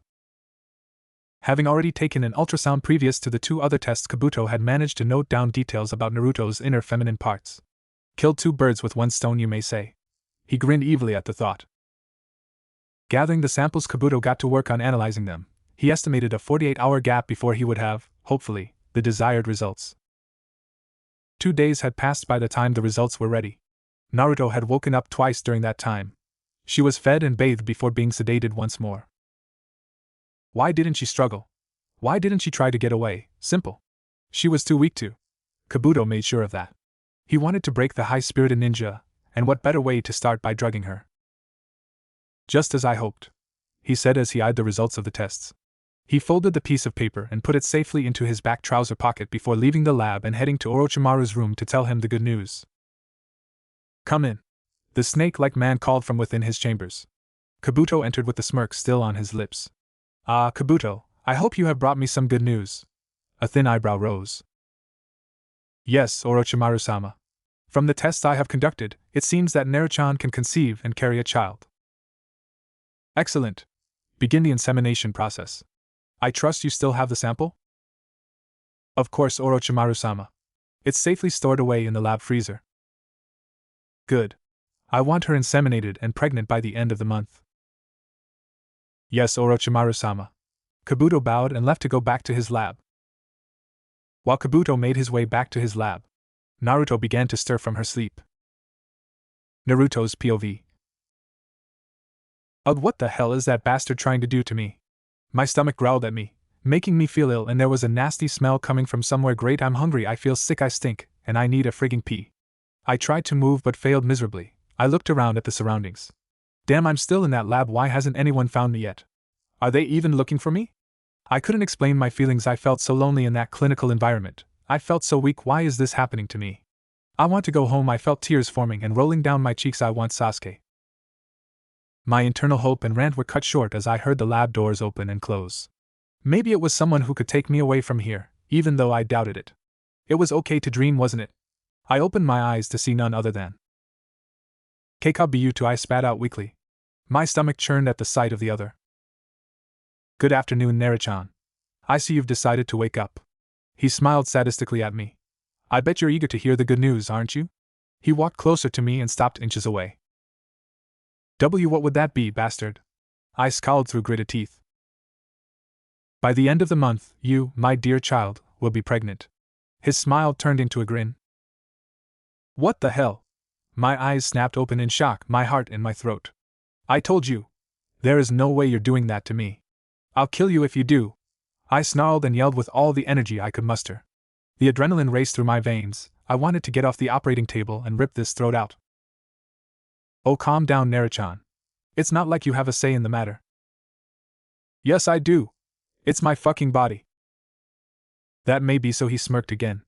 But you'll have no control over it during the process, so you won't be able to stop me. I glared heavily at him before unable to meet his eyes. The bastard was right. The state I was in, there's no way I could fight him. Not yet. Orochimaru and Kabuto would easily overpower me. I hadn't been able to feel Kyuubi's chakra since I woke up the first time. I was on my own with the sadist. There, Naruto, you should get used to your situation. No one will be coming for you. No one knows where you are and who you're with. I felt tears stinging in my eyes. You'll remain here until Orochimaru-sama has no more need for you. Why? I turned to look at him. So many mixed emotions ran through my body. I wanted to get out of here. I felt sick to my stomach, worried that I'll never get to go home again. But most of all, I was shit scared. I was scared that I'd die before I got out of here. Once the baby is old enough to survive on its own, you will be killed. He sounded happy about that. Like I'd let you get your hands on a small child. Even if you succeeded, I'd never let you get your hands on my child. I wanted to yank his heart out of his chest at the thought of him experimenting on an innocent child. You pervert. I can't believe you're doing this to me. I don't want a baby. I yelled again at the gray-haired Mednin. Why don't you go tie a weight to your leg and jump off a cliff, you freak? Oh my Naruto, you're being feisty today. Maybe I should put you back to sleep. He picked up a syringe that contained a milky-looking substance. Shit. The stuff that would put me to sleep. Fuck you. I retorted but calmed myself down. I wondered what the hell he was giving me in that sleep stuff. I felt like my hormones were running rampant inside me. Was this what it's like to be a woman? All these fluctuating hormones. You. Seriously, 1 minute I was weak as a kitten, the next I was screaming my head off like a banshee. I've had enough. I couldn't even control my own body. I felt so weak, so helpless, my head was spinning, my heart breaking. Good girl. Now after today I'm going to be heavily monitoring you. I need to find the right time to inseminate you. I dared myself to look at the crazy bastard as he grinned. And I have a feeling that not even you would turn down our choice of sperm sample. Huh? I raised a brow. What are you talking about? Whose sample are they going to use? It must be someone pretty important, I thought to myself as I began to feel a little sick. What if it was some crazy, genetically enhanced but super ugly experimental sperm that Orochimaru had? I shuddered. What if it was Orochimaru's? I felt my stomach heave at the thought. Well, you see, we've had this sample a little over 3 years now.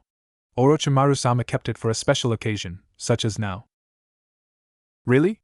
And who was the bastard you decided on being my baby's father? A feral-looking smirk appeared on his lips as he looked at me with those darkened eyes. Why, your beloved Uchiha Sasuke, of course. Sasuke. My eyes widened in pure shock and horror. My heart felt like it jumped into my throat, and before I knew it I couldn't help myself. My body seemed to take on a life of its own.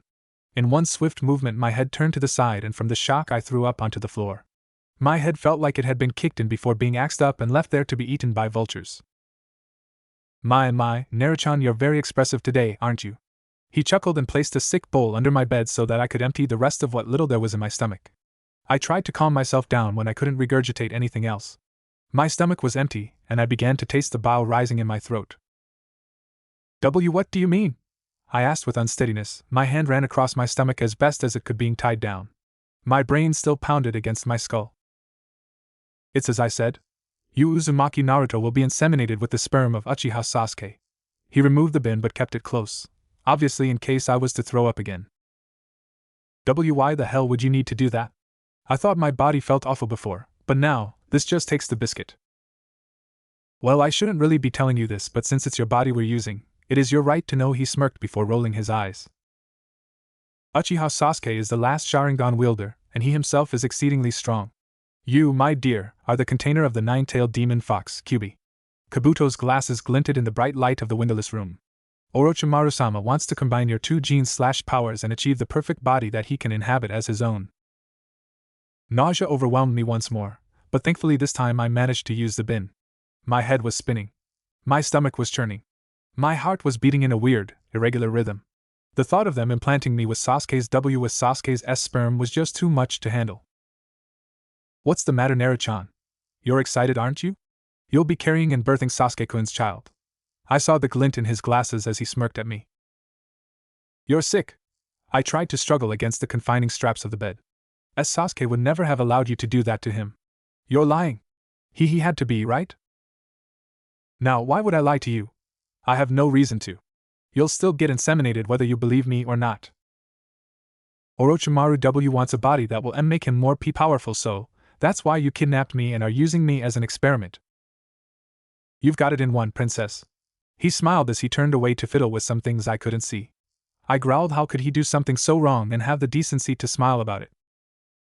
Don't call me that, you sicko. I turned my head away. I couldn't bear to look at him. Sasuke's baby, I'd be having Sasuke's baby. I didn't know what to make of it. So many thoughts ran riding in my head, so many questions. Would I be able to go through with it? Sasuke was my best friend, and reviving his clan was his last goal. I could have the child and help him. But then, it would be too weird if Sasuke ever found out. He'd probably think I was a sick freak. But then he might be happy. He might like me now as a girl. That's horrible. I inwardly screamed at myself for my internal debate. How could I ever think that Sasuke would be happy with me, and especially when I was like this? He'd find it weird, he would call me names, and he would shun me. Please don't do this, don't use Sasuke's S sperm. I near enough begged the Mednin. I'm sorry, Naruto-chan, but there are no last requests. You will carry yours and Sasuke-san's baby whether you want to or not. Be grateful, once the child reaches a year old your duties as its mother will be over. The child will be taken from you to be tested, and you will be killed. He said with a shrug of his shoulders like he could care less. That fucker, that evil malicious fucker. Why, you bastard. I'm not going to let you take the child away from me to be experimented on. I saw him roll his eyes as he began to prepare me for the sleep serum. I don't care what you want. He injected me, a smirk upon his face, and walked off. My eyes closed and I instantly fell to a fitful sleep. I had no idea what day it was or what time it was when I woke up last. I had been awake for roughly an hour, and I managed to tell was that my body felt sickeningly violated. To be blunt and to the point, I felt wet down below, and inside me felt just wrong. A light bulb went off in my head. He's already done it! I thought in fear, my body shuddered uncontrollably at the thought. Had Kabuto already inseminated me? Was that why I felt like I did? I once again began to feel sick. The feeling was becoming like second nature to me. I would get my answers sooner than I had thought. Kabuto had walked into the lab and headed straight for me. Good, you're awake. He fixed his glasses on his face. You've been out for 2 weeks, 2 weeks. I inwardly groaned. What, have you done tea to me? My voice was hoarse, it hadn't been used in a while. My throat was dry and sore like I'd swallowed sandpaper. He looked at me and grinned. I've already inseminated you. You started your menstrual cycle 2 days after you were last put to sleep. And my what? I was new to this whole being a girl thing. I had no idea what he was talking about. Kabuto began to fiddle with what I assume was my health record sheet since my time here. Once every 28 days or so a girl has what's called her menstrual cycle. It's where the tissues in the womb break down and leave the body if an egg is not present and fertilized. I think he went into a better explanation then, but I had no idea. I tuned him out after his dumbed-down version. When I decided to listen back and he was only just finishing up his explanation. Medical studies have shown that it's better for women to conceive 14 days after the cycle. So that's how long I waited. In 7 to 10 days' time I'll be able to tell if you are in fact pregnant or not.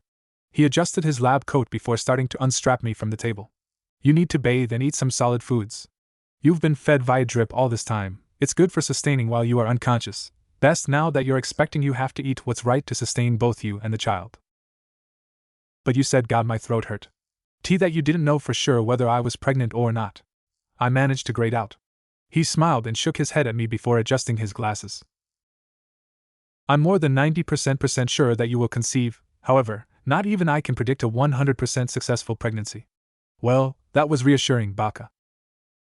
He tried to help me sit up. I knocked him out of the way with my hand as best as I could and wrapped the blanket that had been covering me previously around me. Slowly and steadily I managed to slip my legs over the side and lift myself off the table. I stumbled. He chuckled and tried to help me regain my balance. I quickly grabbed onto the table to stop myself from falling before he could get his dirty hands on me. He pulled away and called for the help of someone I hadn't heard of since I'd been there. I heard the doors open and close before I felt small, warm hands on my shoulders steadying me as I began to walk towards the bathroom. The bathroom door closed behind us as the person sat me on the toilet seat. I rose my head to take a better look at the person who had been sent to help me. She was a young woman, no older than 20. Her honey blonde hair fell past her shoulders and stopped a few inches above her elbows. She smiled at me softly. Her gray-blue eyes seemed exhausted from countless hours of work. Hi there, miss. My name's Morgan. She bowed to me. Kabuto-sama has assigned me to take care of you throughout your pregnancy. I hope we can get along well. I nodded and sighed as I looked around the room. There had to be a way out of here. Morgan turned around and started to fill the bathtub with water. I couldn't wait to get in there. I felt like I'd been dragged through a rubbish bin. My muscles needed a serious massage and my whole body needed a restful, non-drug-induced sleep. Okay, miss, let's get you sorted. I'd like to use the toilet, please. In private if you don't mind? Of course, miss, just call me when you're ready to get into the bath. She turned off the taps and left the room, closing the door behind her. I got up and went about my business, after which I think I must have stared into the mirror for a good couple of minutes before Morgan knocked on the door and entered. Are you okay, miss? She smiled again as she closed the door and entered the room fully. Are you ready to get in? I nodded and dropped my makeshift blanket dress. I couldn't care less about modesty. She was a girl. I was a girl, though feeling a little edgy and strange about stripping in front of a stranger. I came to realize what's there to hide. I made my way to the bathtub and made an attempt to climb in. Morgan's hands once again rested on my shoulders as she helped me into the warm, clear water. Morgan helped me sit down. I was lucky I didn't slip. But the water felt absolutely amazing against my skin. I felt my muscles ease up slightly. This was what I needed. If I ever got out of here, I'll never complain about taking a bath again. Not that I don't bathe or anything, I generally used to just take a quick shower. This feels heavenly, I whispered to no one in particular. I bet it does, Mississippi. You're pretty dirty. She lathered up a washcloth with soap. Sorry, I didn't mean to offend you. But Kabuto-sama had kept you on that table for just over a month now.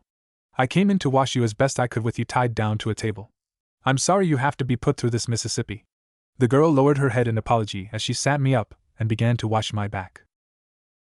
It's okay. I don't know whether to be happy about my situation or to kill myself, and saying something like that, for me, means I'm really in a bad state. I only know half of what has happened to you. Mississippi. Kabuto-sama picked me up off the streets a few weeks ago and said I was to help him help you with your pregnancy. Is he your baby's father, miss? I could have died there. How could she say something so impossibly disgusting? No. No, no, no, no. He is not my possible baby's father. I could have thrown up. I beg your pardon, Mississippi. I just assumed since he was looking after you and all. Look, ally, let me set something straight here for you. I was originally a boy. I got kidnapped a few weeks ago, got turned into a girl by that stupid Kabuto, and artificially impregnated with my best friend's sperm in hopes to birth the perfect body for that vile fucking snake Orochimaru to take over and use as his own. The girl paled and lowered her head once again. I could relate to how she felt. She was only here because of me. I think I would rather have tried my luck on the streets than with these demons. Oh my, I'm so sorry, Mississippi. I didn't realize that was the situation. I'm so sorry. I shrugged. What was there to say? I was stuck in a no-win situation. I was going to have Sasuke's child. There was nothing I could do about it. I was too weak to put up a fight to free myself from their clutches. There's nothing I can do about it now. Except have this baby and get out of here before they can take it away from me. I wish I could help, miss, but I'm afraid they'd hurt me. It's okay. My friends will come for me. I'm too weak to get myself out of here. They may not recognize me like this, but they'll come. I know they will. I nodded once in certainty. I hope they do, Mississippi. We continued the rest of my bath in silence. My head was spinning. My mind was everywhere. I was lost. I didn't know what to do next. I inwardly sighed as I began to get a headache thinking about it all. Once we were finished, Morgan helped me dress in a white nightgown-like outfit. However, it appeared suspiciously like an old bed sheet. With the gown on and my hair dried as best as it could be with a towel, Morgan braided it and let it fall behind me where it reached my hips. Never thought it would do that, I thought with an amused smile. Moments later, Morgan got up and smiled. Mississippi, if you'd follow me, I'll take you to your room. My room? She nodded and opened the bathroom door before helping me to my feet. And please stop calling me Mississippi. It's not something I can get used to straight away. Just Naruto or Nara will do. Yes, Nara-chan, Kabuto-sama has given you a room to stay in while you're pregnant. I could only nod. At least I wouldn't have to remain on that ice-cold steel examination table anymore. Morgan led me to my room and helped me into bed. She tucked me in before turning and heading for the door. I'll let you get some sleep now. I'll come back in a few hours with some proper food for you. She bowed slightly and left, closing the door behind her. I sighed softly. This was all too much. I felt as if my whole world was crashing down on me, and I couldn't fight to stop it. I was stuck here for God knows how long. I was going to become pregnant, carry Sasuke's child. Sasuke, I wondered how he was doing, if his mission was a success, if he was okay. The man I love has forcibly and unbeknownst to him become the father of my future child, which, by the way, is just a bit weird cause a few days ago I was totally male. I groaned whilst closing my eyes and falling into a much-needed peaceful sleep with thoughts of my raven in my mind. Sasuke's POV. Weeks had passed, and before I knew it we were down to our last two children, Nicola and Zoe. The rest of the mission had gone successfully.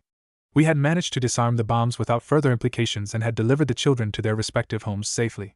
We just had one more village left to go, and then we could go home. Sasuke, Niji called from in front of me. The last village is just up ahead. I nodded in reply, and between the two of us, we picked up the two girls and sped off towards the village.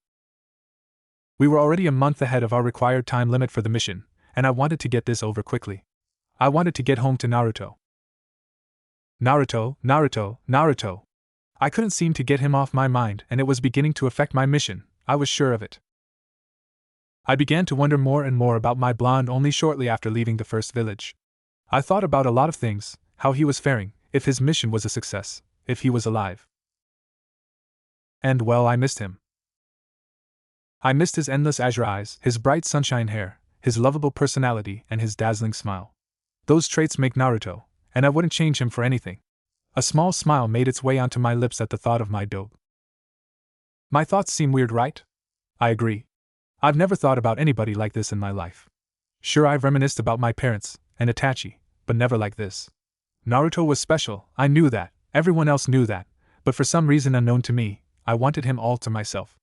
I shouldn't be thinking like that about my best friend, right? Uchiha Shikamaru brought me out of my internal debate. We're here. I lifted my head up and glanced around at our surroundings. We had arrived at the entrance gate of the village. The village was a little like Konoha with its big, intimidating wall and large, heavy gates, though not as large as Konoha's. From what I could see through the aforementioned gates, the village itself looked to be at least half the size of Konohagakure, though this one seemed to be bigger than the ones we had visited previously. Shikamaru and I put the girls down and started to make our way into the village, Niji following silently behind us. We were greeted with a warm reception. The children found their parents within the crowd that had gathered to welcome us. With a little argument, Niji, Shikamaru, and I decided to spend the next day resting in the village. We were overly tired, and in the case of an attack on us while we traveled back, it would be best if we stayed one day to let ourselves fully recover. Regardless of the latent period, we still had an explosive to locate and defuse. Niji had managed to locate the bomb within 2 hours of our arrival. The village was still full with celebratory events in honor of the children's safe return. Shikamaru quickly picked up the bomb carefully before looking around for a safe place to defuse it. This one seemed different from the rest. The design was totally different. Even Shikamaru spent the better part of an hour trying to decipher the mechanics of the explosive. So far we had nothing, and to make matters worse, we had a time limit. We had exactly 49 minutes to disarm it. Fun. "How's it going, Nara?" I asked as I sat next to the lazy genius. Niji sat in the corner of the room we were in. He had managed to find us an abandoned shack a few minutes away from the village. "About as good as it gets, Uchiha. There's something regarding this one that's different from the others. The components are different, and the wires are all the same colors." "Can you disarm it?" I asked. "I'm trying, Uchiha." He sighed and continued to work on it. Time was pressing on. I needed a positive result. I ran my hand through my hair before quickly pulling it away as if it had been burnt. The strangest thought had passed through my mind in those very short seconds. I had thought of Naruto's hand in my hair instead. I shook my head in frustration. I needed to get out of here. "I'm back," Niji called out as he entered the hut. He had gone into town to get more supplies for our journey back home to Konoha. "Have you made any progress yet?" he asked Shika as he put the supplies down next to the table the lazy ninja was working on. "Oh, 40 minutes left," Niji said with a shrug. "Hey, why is it only me that's worried about this bomb going off and destroying this village?" Shika growled rather loudly. "Of course you're not the only one. I want this mission to be a success as well," I retort to his accusation. "Look, Nara. We're all tired and we all want to go home. We appreciate it's not an easy job to do, especially with the chance that it could blow up anyway. Regardless of the fact we have to keep trying, we have to save the village." From the corner of my eye I could see the Hyuga smirk. "You've been around Naruto for too long, Uchiha." "Shut up, Hyuga." I rolled my eyes at him and turned my attention back to Shikamaru and the explosive. The thought of would we get out of this alive kept doing loops in my head, trying to drive me insane. "Look, I can't do this with you two towering over me. Go do something productive while I continue with my work here." Niji and I nodded in unison and left the grouchy genius to his devices. We left the hut to Shikamaru's mumbles of "so troublesome." Exox. Meanwhile, back in Konoha, the search for Naruto's whereabouts were turning out to be completely useless. None of the teams that were dispatched to hunt for the missing Nin had come back with any further information. The Hokage was nearly at the end of her tether. Sasuke's team would be back in less than a week and Naruto could still not be located. The Uchiha was going to play hell. She had secretly thought, for the village's safety of course, that she would tie him up and lock him in a cell until Naruto could be found. But then she came to her senses and realized that if her team couldn't find the missing blonde, Sasuke could. It was just a waiting game, a game she did not want to play. "Hokage-sama. Kakashi-sensei's team is back. Send them in please, Shizen." The assistant nodded and led Kakashi and his team into the Hokage's office. "What do you have to report, Kakashi?" The silver-haired man sighed as he looked to his Hokage. "I'm afraid I have nothing. Only a weird aura in the room that Naruto was hospitalized in." "I'm sorry, Tsunade-sama." The man bowed to show his sincerity. The blonde-haired Hokage just sighed and ran a hand through her blonde tresses in agitation. "This isn't good, Kakashi. The Uchiha team will be back in less than a week. I received their status report yesterday. We'll continue the search until Sasuke gets back. If we have nothing, I'll pardon him from the village to search for Naruto, no matter how long it takes." She slammed her hand down on her desk for a dramatic effect. "I'm sure Sasuke will find him, Tsunade-sama." Sakura piped in. Tsunade just nodded. "For Naruto's sake, and Sasuke's also, I hope he does," Tsunade replied. She then sighed and eyed Kakashi's team. They all looked exhausted. Sakura's hair could do with a proper wash. Sai looked paler than usual, and Kakashi, well, he looked run down. She ran a hand through her blonde tresses and sighed once more. Take the rest of the day off, and get yourselves back up to par. Tomorrow you will set out again to start another search. They nodded and departed. The blonde Hokage groaned in frustration. Where are you, Naruto? It's been 5 months already. Exox. The next time I entered the hut there were just 10 minutes left on the timer. Shikamaru had sweat running down his forehead, and Niji, who had entered some time before me, looked to be sitting on the edge of his seat. How is it going? I asked as I entered the grubby-looking cabin once more. We had covered the windows with wooden planks and some shabby material to hide what was inside from view of others. I'm almost there. I'm just trying to decipher which wire to cut, Shikamaru replied as he eyed up the same colored leads of the explosive. If he cuts the wrong one, the bomb might explode, or it might not. I pinched the bridge of my nose in frustration. He has to work out the correct wire. Niji added his 2 cents. The usually quiet Hyuga looked lightly worried himself, and why shouldn't he when impending doom is deciding when to stab him in the back? I nodded my head and chose to lean up against a wall. So much for Nara being a great tactician, he can't even work out the correct wire to cut. The remainder of the minutes passed in what seemed like forever. The steady beep of the clock's countdown put us on edge every time. The tension in the dully lit damp room was high, and soon it would be at its peak. A minute to go. I watched as Shikamaru did an eeny meeny miny mo action towards the wires. His eyes fixated on the blackened leads.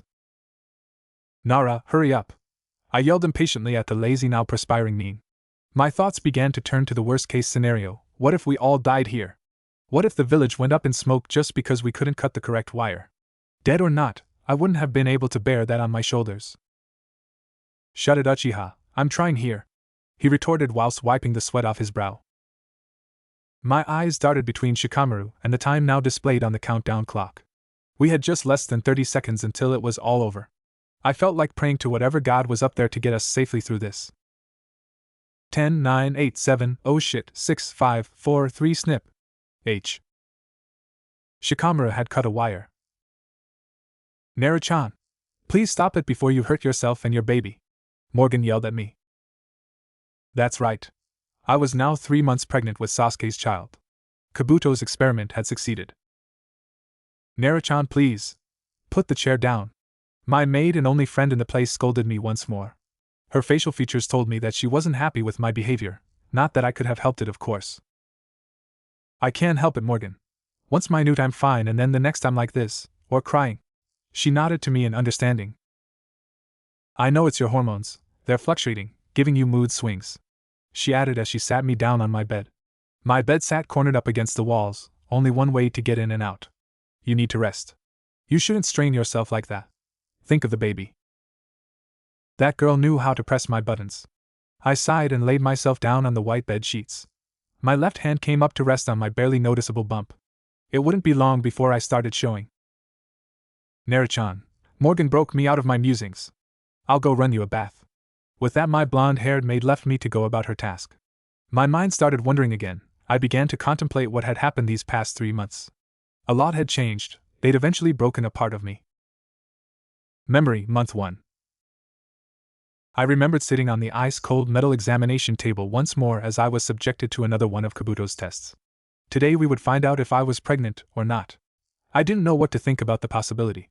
I just felt drained, tired, and overall icky. It was the morning of the 7th day since I had been inseminated. Kabuto had barged into my room and had ordered Morgan to take me to his lab. She had nodded and done so without a moment's hesitation. So there I sat after having some blood taken and urinating in a bottle. I felt degraded and sick to my stomach. Why could he have just given me a normal pregnancy test to do like the ones you get from the pharmacy? No one should have to go through what they, Orochimaru and Kabuto, were putting me through. Sasuke's baby may be sitting inside me. Do I want to ruin the chance of him having an heir? Do I fight and get myself out of here? I didn't know what to do, for once I was lost. The test results are back and it seems, Naru-chan, that you will, in 9 months, become a mother. I blinked. He did not just say. I was all I was able to get past my lips. My mind had entered a state of shock. I was pregnant. I was pregnant with Sasuke's child, Sasuke, my teammate, my rival, my love. He was going to be the father of my baby. I felt the telltale signs of butterflies within my stomach. I'm pregnant. The thoughts kept circling through my mind. Yes. It is quite a shock, isn't it, Naruchan? I could hear Kabuto somewhere in front of me. My eyes had become completely unfocused with the tears that were building there. The thought that scared me the most was that I didn't know whether they were tears of joy, or tears of fear and disgust. I didn't know, and it frightened me. Regardless, my tears fell, the salt water stinging my cheeks. No need to cry, Naruchan. He had a sickening smile on his twisted face as he adjusted the thin glasses on his nose. 9 moths and it will all be over. He smirked. I wonder what the Uchiha would say if he found out his best friend is having his baby. He laughed, and turned to call Morgan back in. I bet he'd be disgusted by you. He laughed darkly again before leaving the room and probably going to Orochimaru to tell him the news, leaving Morgan to take me, and my soon-to-be fat body to my room.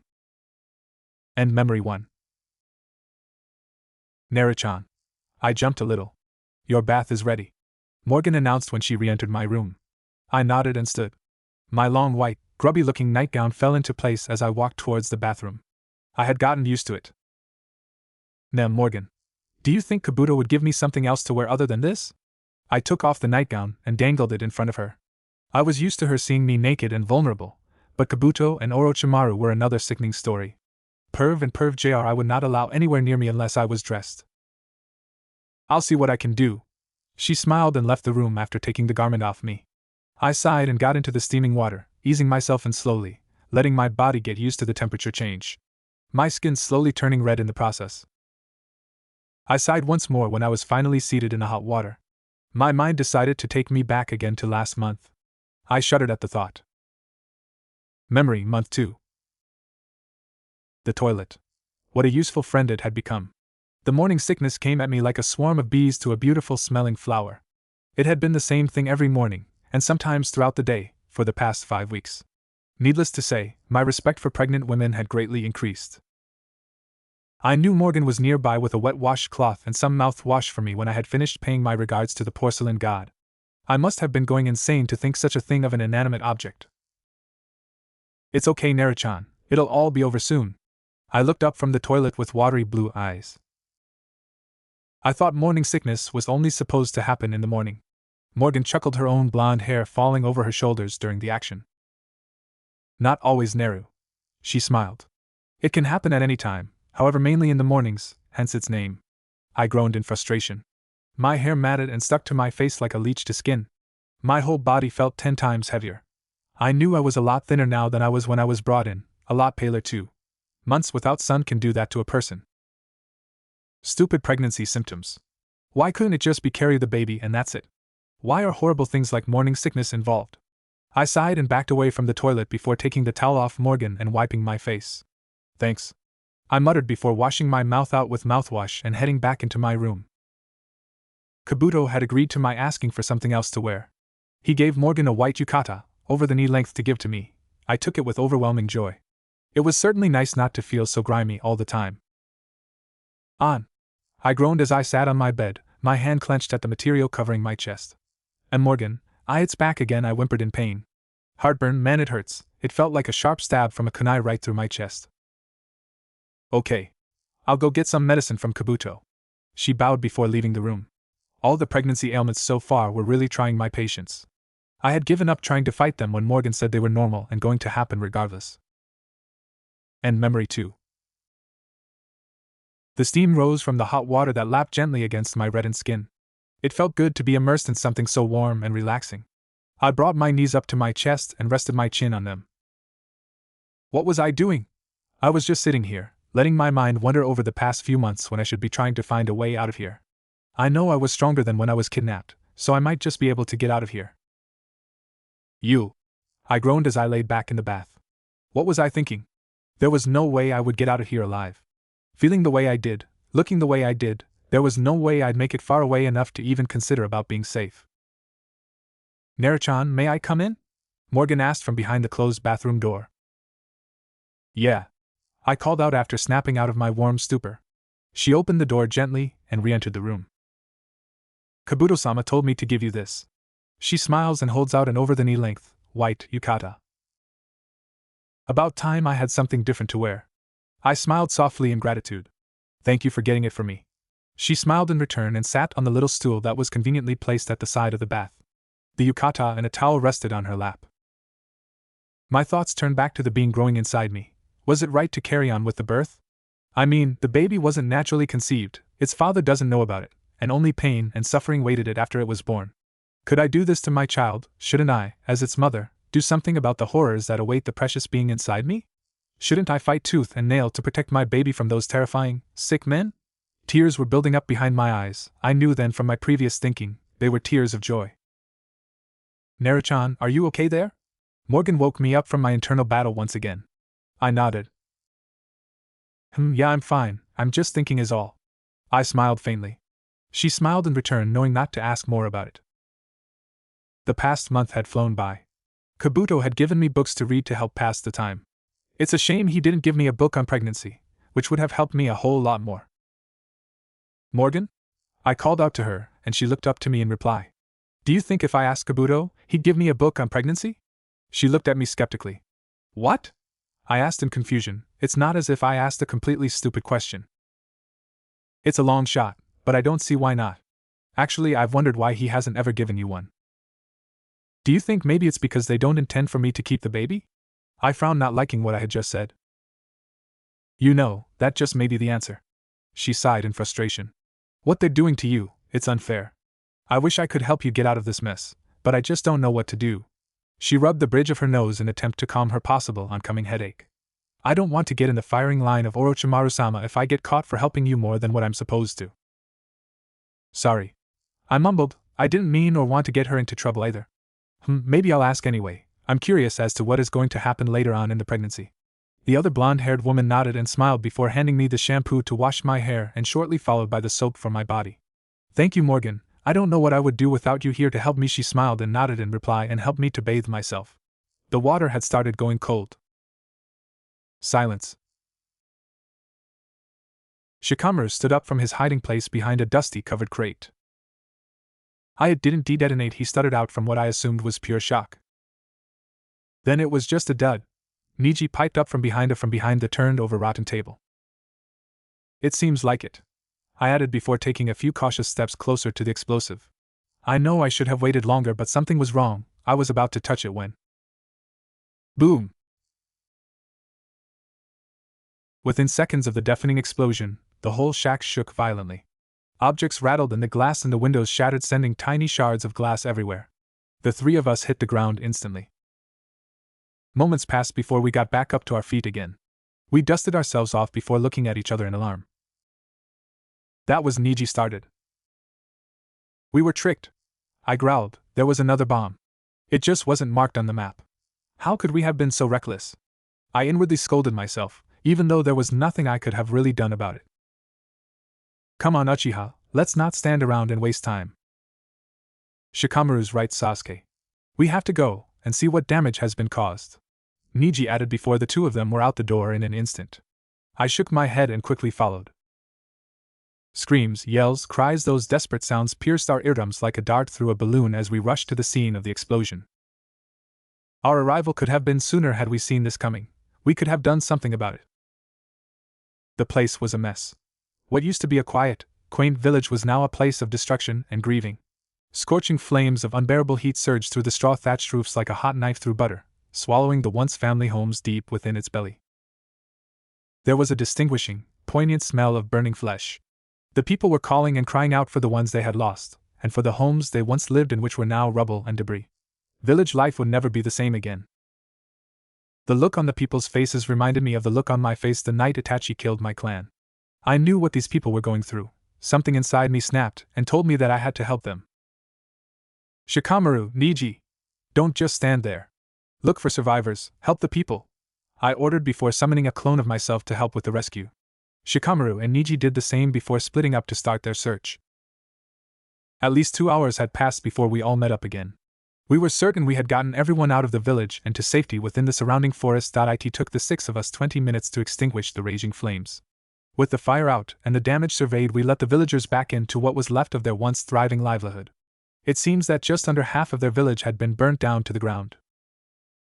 Once again, the sounds of sobbing and grieving reached our ears as the wives cried for their husbands and the children screamed for their dead parents. Uchihas, do not cry. However, I was fighting hard to hold back my tears. Shikamaru, Niji, and I looked between the three of us. For once, we were all at a loss. Seeing those people in such devastation, without anyone to lead them into moving on, would make even the wisest man stop to think. Uchiha, what do we do now? Shikamaru was the first to break our uneasy silence, strain evident on his face. We find some order. Niji, see if you can find the village leader, then bring him back here to me. The Byakugan user nodded and darted off. Nara, use a clone or two and help aid the village people. I'll try and decide what to do next. Shikamaru sighed, but formed a clone and dallied off to do his job. I looked around and began to think. What would Naruto do in this situation? I groaned at the thought. The wild child would probably claim himself as the leader and work something out that way. Naruto, I sighed and started to walk off towards the center of what was left of the village. The people had begun to gather there. Maybe I could do as Naruto would. Maybe I could become their leader until someone else more suitable could be appointed. I smirked at this. Naruto was definitely rubbing off on me. The idiot would have had a ball knowing I was considering taking a page out of his book. Uchiha, I can't find the leader. Some of the villagers said he was caught up in the blaze. I've looked everywhere, still no sign of him. I think it's safe to assume he's dead. Niji panted slightly heavily from his place by my side. The usually tidy-looking ninja looked disheveled and tired. We had to get this over with soon before we were of no use to the villagers ourselves. Okay, gather all the able bodies and get them into the center. Make sure everyone that is able to do something to help is there. I started. I'll take control until we can find a suitable candidate to take over the role as the village leader. Niji seemed complacent with my idea and turned to walk away to go and complete his order. I walked into the awaiting crowd of people that had already gathered. Standing tall, I pushed my way through the bewildered villagers and made my way to stand upon a mound of what looked to be stable rubble. With enough advantage to see over the people, I began to speak. Excuse me. People of the village. I called out over the upset, rambling mass of people. Adults, children, and the elderly alike all quietened down to a gentle hum. I'm a ninja from the village hidden in the leaves.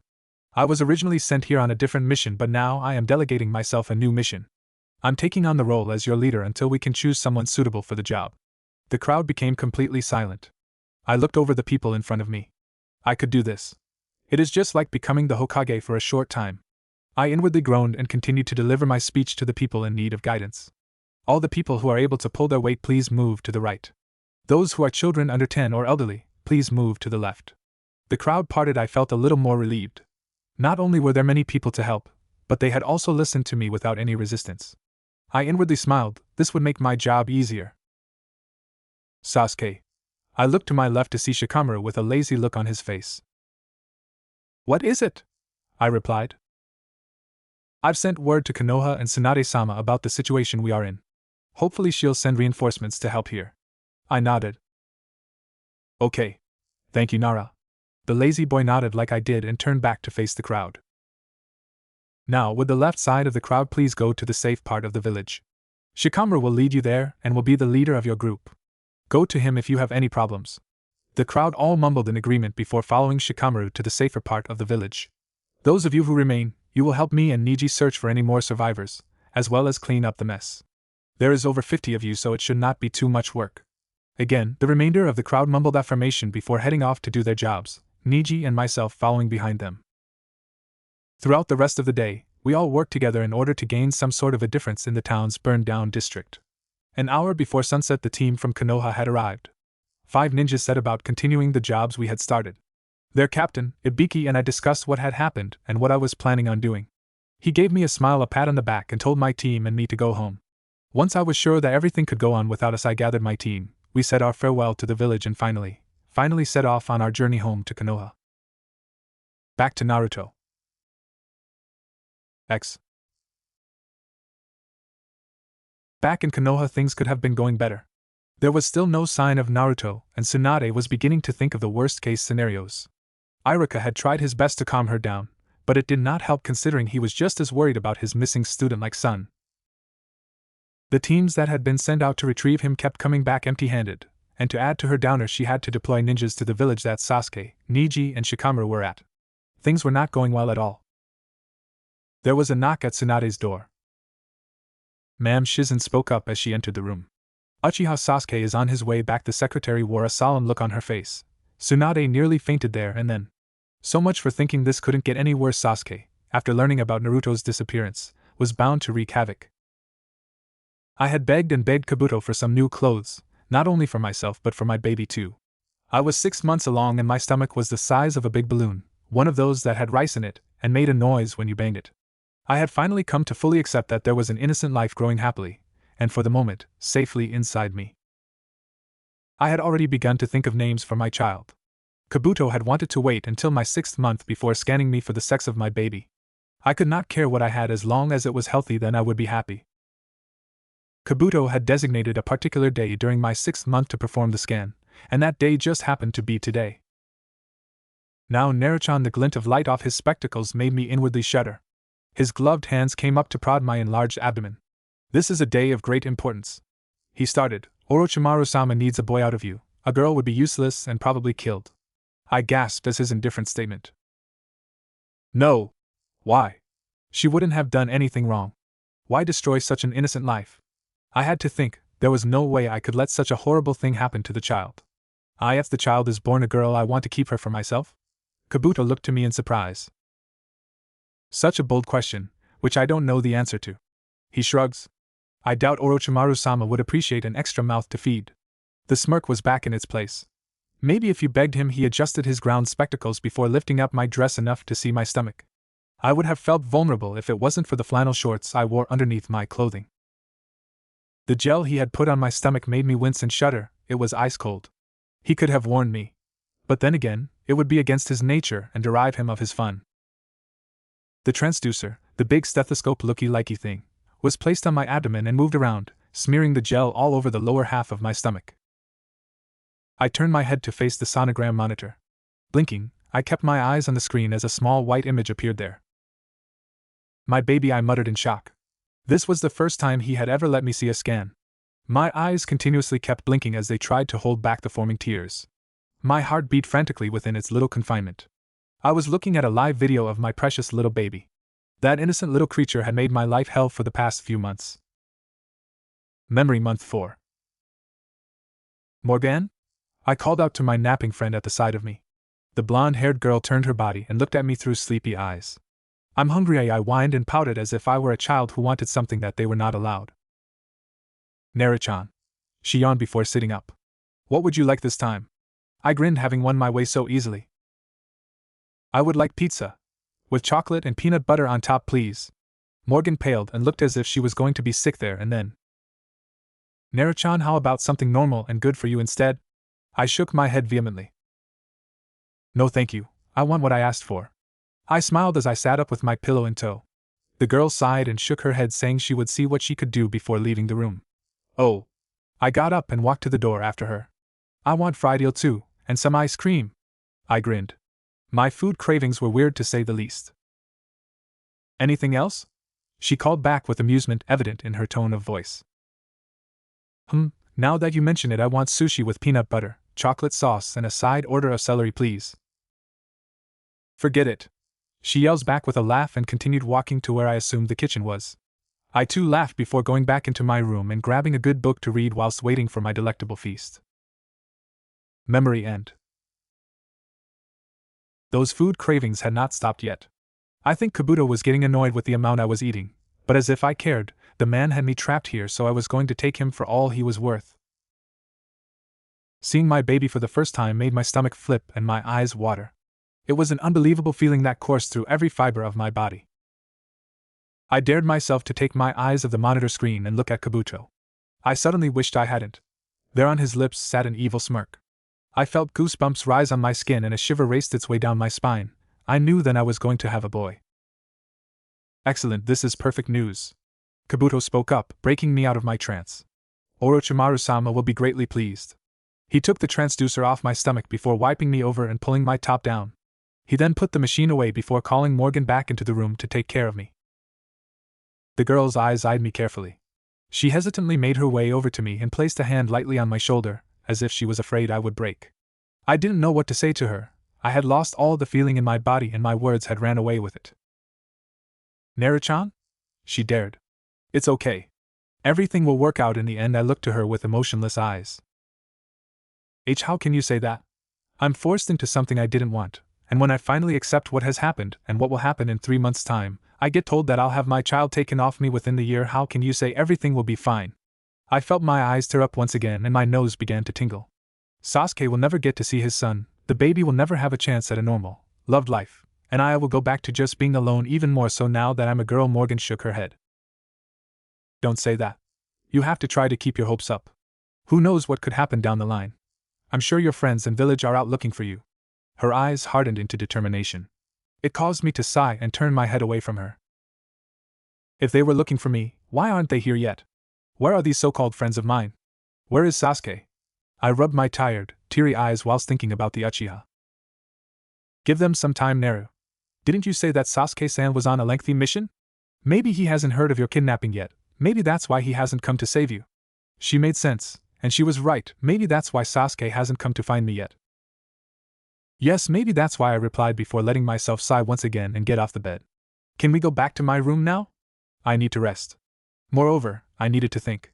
Morgan nodded and led me back to my room where I immediately laid down on my bed.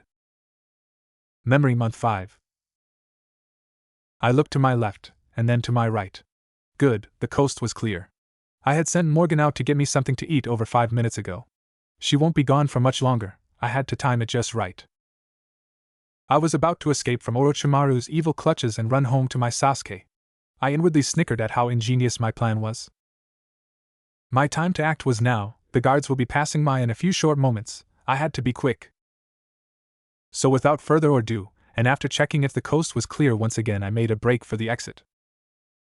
I ran and ran, as fast as a 5-month pregnant woman could. My arms held my stomach in protection as I headed towards the light at the end of the tunnel. Once I was out of that dreaded, dull, dark, damp, depressing place, I inhaled the fresh scent of flowers invaded my nose. The cool August summer breeze danced in the leaves of the flourishing green leaves of the surrounding trees. It was heaven as the sun's rays shone down onto my pallid skin, giving it back what little color I had left. Being underground in that musty hellhole for the past 6-7 months hasn't done me any good. I looked down to my stomach and patted the now very visible bump whilst smiling softly. This is what the outdoors are like. The smells are amazing, the colors are beautiful. My smile dropped. I don't care what Orochimaru bastard plans to do, I'm not letting him get his slimy mitts on you. I'd die if that happened. I continued to rub my baby bump. I'm sure Morgan is right, your daddy is coming to save us, and I'm sure he'll be happy to meet you. I shook my head. It was a huge assumption, but it was the only hope I had left to hang on to.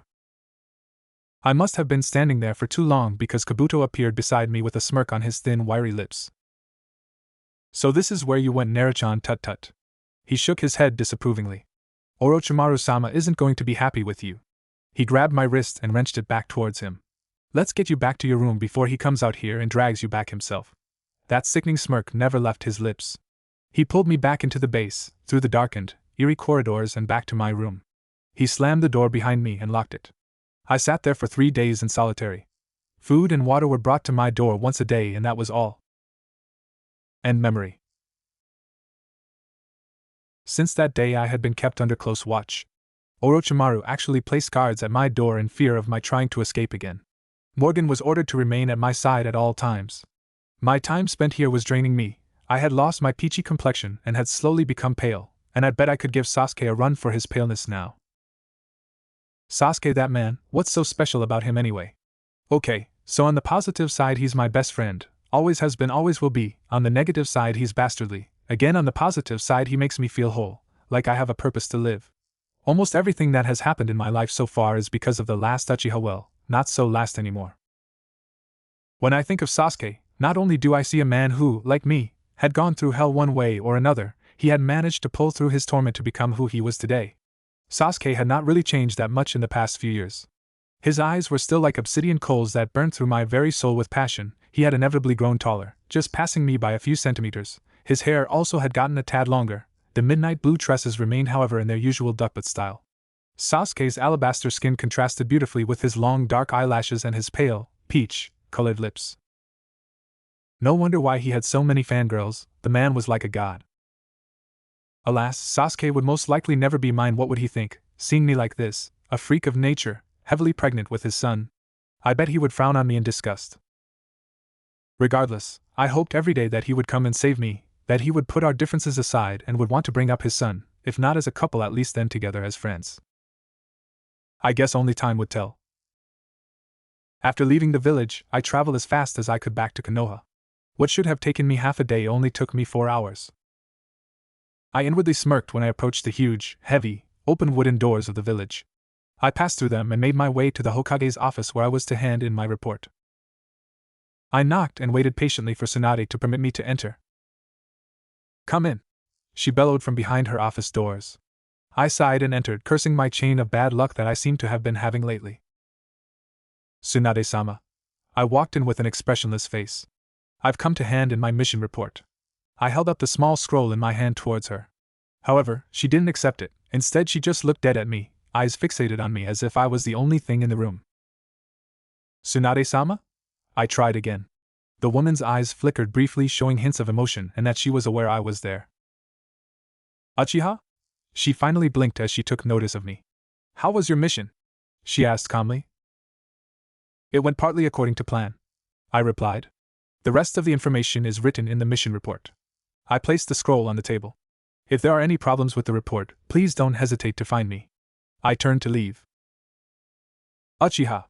she called out suddenly. The sound of worry and fear was etched in her tone of voice. I stopped in my tracks before turning to face her. I wish I hadn't. The same aforementioned emotions were clear as crystal on her usually stoic face. "Sasuke," she started. I began to have a bad feeling.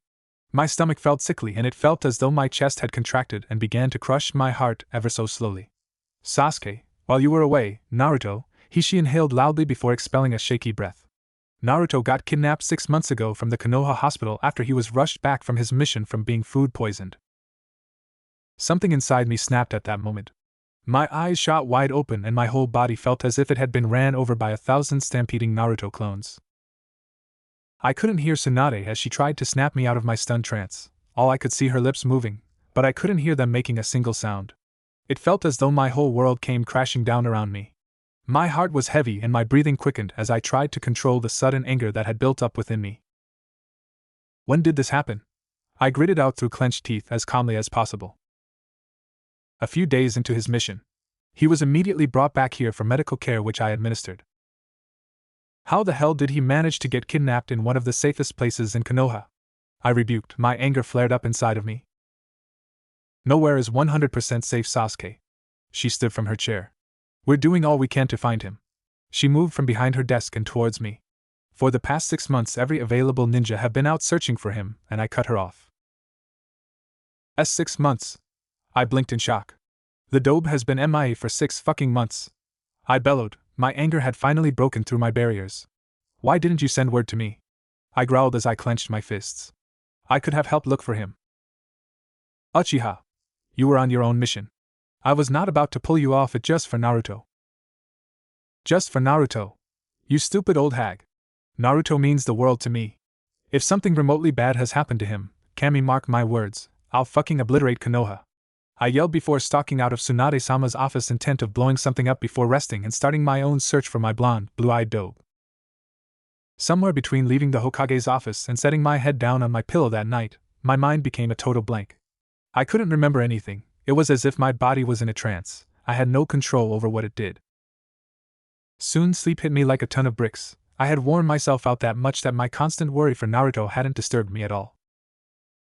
Morning came quickly, for which I was thankful. After a good breakfast and the packing my bag with the relevant items, I left my house and headed for the Hokage's office. I knocked on the large door before entering the room where the Hokage resided. "Uchiha." Tsunade-sama addressed me as I entered. "I thought you might have shown up." There is a look of anger on her face, and the sound of disdain in her voice. "I took the liberty of contacting your old team." I looked up and noticed the 3 other people in the room. I smirked as I walked closer. "It's been a while." "Yo, Sasuke." Suigetsu grinned toothily at me. "Nice to see you again, Sasuke-san." Yugo smiled as he let the little bird that he had resting on his finger go. The small creature flew swiftly out of the opened window. "Sasuke-kun, I'm so glad we can work together again." Karen blushed and fluttered her eyelashes at me. I inwardly groaned. She was still infatuated with me after all these years. When would she get it into her head that I wasn't interested in her? "Karen, Yugo, Suigetsu, it's a pleasure." I looked to the still pissed-off Hokage. "Tsunade-sama, I request that you send me and my team to locate and bring back Naruto." Tsunade sighed and handed me a mission scroll. Take it and get out of here, she said. I have part of a village to rebuild, no thanks to you. She growled out the last part before returning to her work. I looked at my team members and smirked. Let's go. I ordered them before leaving the room, building and then Konoha. My search for the blonde, blue-eyed dobe had begun.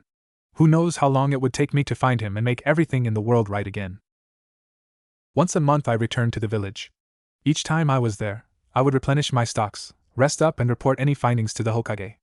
I also prayed that every time I went back, Naruto would be there waiting for me, grinning like the idiot he was. Before I knew it, 3 months had passed in my search for Naruto. I had this weird feeling in the pit of my stomach that something was wrong with him. Therefore, I doubled my team's efforts in finding him. I would send word to Tsunade-sama by hawk and would stock up on my supplies whenever I would pass through a village.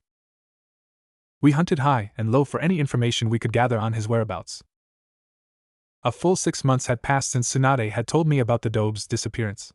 My team and I were due to meet up in a small village on the outskirts of Otogekyo when I stumbled upon a petite, blonde-haired girl. Rather, she came up to me. Excuse me? She started, her voice just above a whisper. You look like someone a friend of mine once described to me. May I ask your name? I blinked down to the girl. She was about a head and a half shorter than I and a little on the thin side. My name is Uchiha Sasuke. Yours? My name is not important. She grinned up at me. But you are the person I've been looking for. She all but yelled in my face before quickly covering her mouth with her hand. I raised a brow as she looked around cautiously. I could get killed for telling you this, but she looked straight at me. I know where Naruto is. It took all the control I had in me not to fall to my knees and break down crying with relief. Where is he? I managed to ask, sounding semi-normal. Orochimaru has Naruto. Her eyes scanned the bustling village once more. Not too far from here, about 3 miles north, there's a cave. To a normal person that is all it looks like. However, there is a door at the back that's disguised as a rock. 2 hand-widths away from the right seam of the rock door is a button. Pressing it gains you entrance to the den. But be aware, the place is heavily guarded, and so is Naruto. She quickly finished up whilst adjusting the basket in her hand. As something bad has happened to Naruto, she added quietly. Naruto may not remember who you are. I nodded in understanding. I kept a passive expression on my face, while my insides were churning. Why wouldn't Naruto remember me? You have to save Naruto, Sasuke-san. They've put Naruto through hell. My mouth was open, but no words were coming out. This stranger had just walked up to me out of nowhere, and told me flat out where Naruto was. How was I to know I could trust her? What part did she have to play in it? How do you know Naruto? What part do you have in his disappearance? I know, Uchihas don't stutter, but I was in over my head at this moment in time. My nerves were quaking within me. I've been looking after Naruto for the past year after Orochimaru's horrible experiments. Kabuto was the one that abducted Naruto from the Konoha hospital. I nodded, she sounded genuine. Okay, I believe you, I said through gritted teeth, trying not to lose my temper. After I get back with Naruto, I'm taking a long holiday. When I meet up with my team, we will put together a plan of attack to infiltrate and rescue Naruto from that snake bastard's hands. I need you and any of your friends to escape beforehand. Other than Naruto, my team and I will be destroyed. She nodded vigorously. Thank you? She smiled. Naruto really needs you right now. I nodded and smiled in return. It's me who should be thanking you. I've been searching for him all this time, and now I finally have a chance to save him and take him home once and for all. She chuckled. I'm glad I could help you. She then stood with a calm look in her face. I have to go now before anyone gets suspicious. She turned and left, immediately dashing off into the crowd. I felt my insides burning with the anticipation of seeing Naruto again and churning with fury towards Orochimaru. I headed into the local inn to wait for my team's return. I could finally complete what I set out to do. I'd have my dope back and have the added bonus of Orochimaru's head at my feet. It was like Christmas, and my birthday had come all at once. Time was ticking away. Orochimaru's hours were numbered. The pain, it's excruciating. The baby is forcing his way out. It's so painful. I could hardly move. Kabuto had me lying on a bed, my robe rested just below my soon-to-be vacated stomach. The urge to push was undeniable, so why did that bastard tell me not to? Now, Naruto-chan. If you push while not fully dilated, you could hurt the baby, and yourself of course. He smirked as he checked my stats on a monitor. Your heartbeat is a little erratic. I suggest you calm down. See, calm down. You try squeezing a melon out of a hole the size of a grape. And cliche, I know, tongue sticking out. I was in labor. I didn't care about dignity right now. I lost the majority of that the day they did this to me. Morgan stood next to me, occasionally wiping the sweat off my brow and talking in a calming voice. She had been my rock through all this. I don't know if I could have gone through it all without her. She wasn't my mate anymore, she was my best friend and one I hope to continue having after I've had my baby. It's funny, you know. I know how babies are made. Morgan had explained that to me. However, for the life of me, I can't remember who I had sex with. I'm assuming that it must have been someone I knew, right? Maybe I had a boyfriend or a husband. If that was the case, then where are they? Why am I stuck in this miserable, dreary place? I honestly think Kabuto was lying when he said Orochimaru-sama was my baby's father. I mean, someone would remember sleeping with him, right? I mean, the man's he was enough to make any sane, normal person shudder in their shoes and throw up the contents in their stomach. Morgan and I had a sneak feeling that Orochimaru and Kabuto were in a secret relationship. Those two were too close for comfort. There was something stuck in the back of my head telling me that this wasn't right, that someone was missing, but I just couldn't remember who. Morgan told me I had had an accident 3 months ago, at the beginning of my 3rd trimester. She said it wasn't my fault though. All I could remember was my name, being pregnant, a raven-haired person, though I couldn't remember his name, and waking up in this horrible place with a bandage over my head. Morgan told me not to worry, so I didn't, but that didn't mean I stopped thinking about it.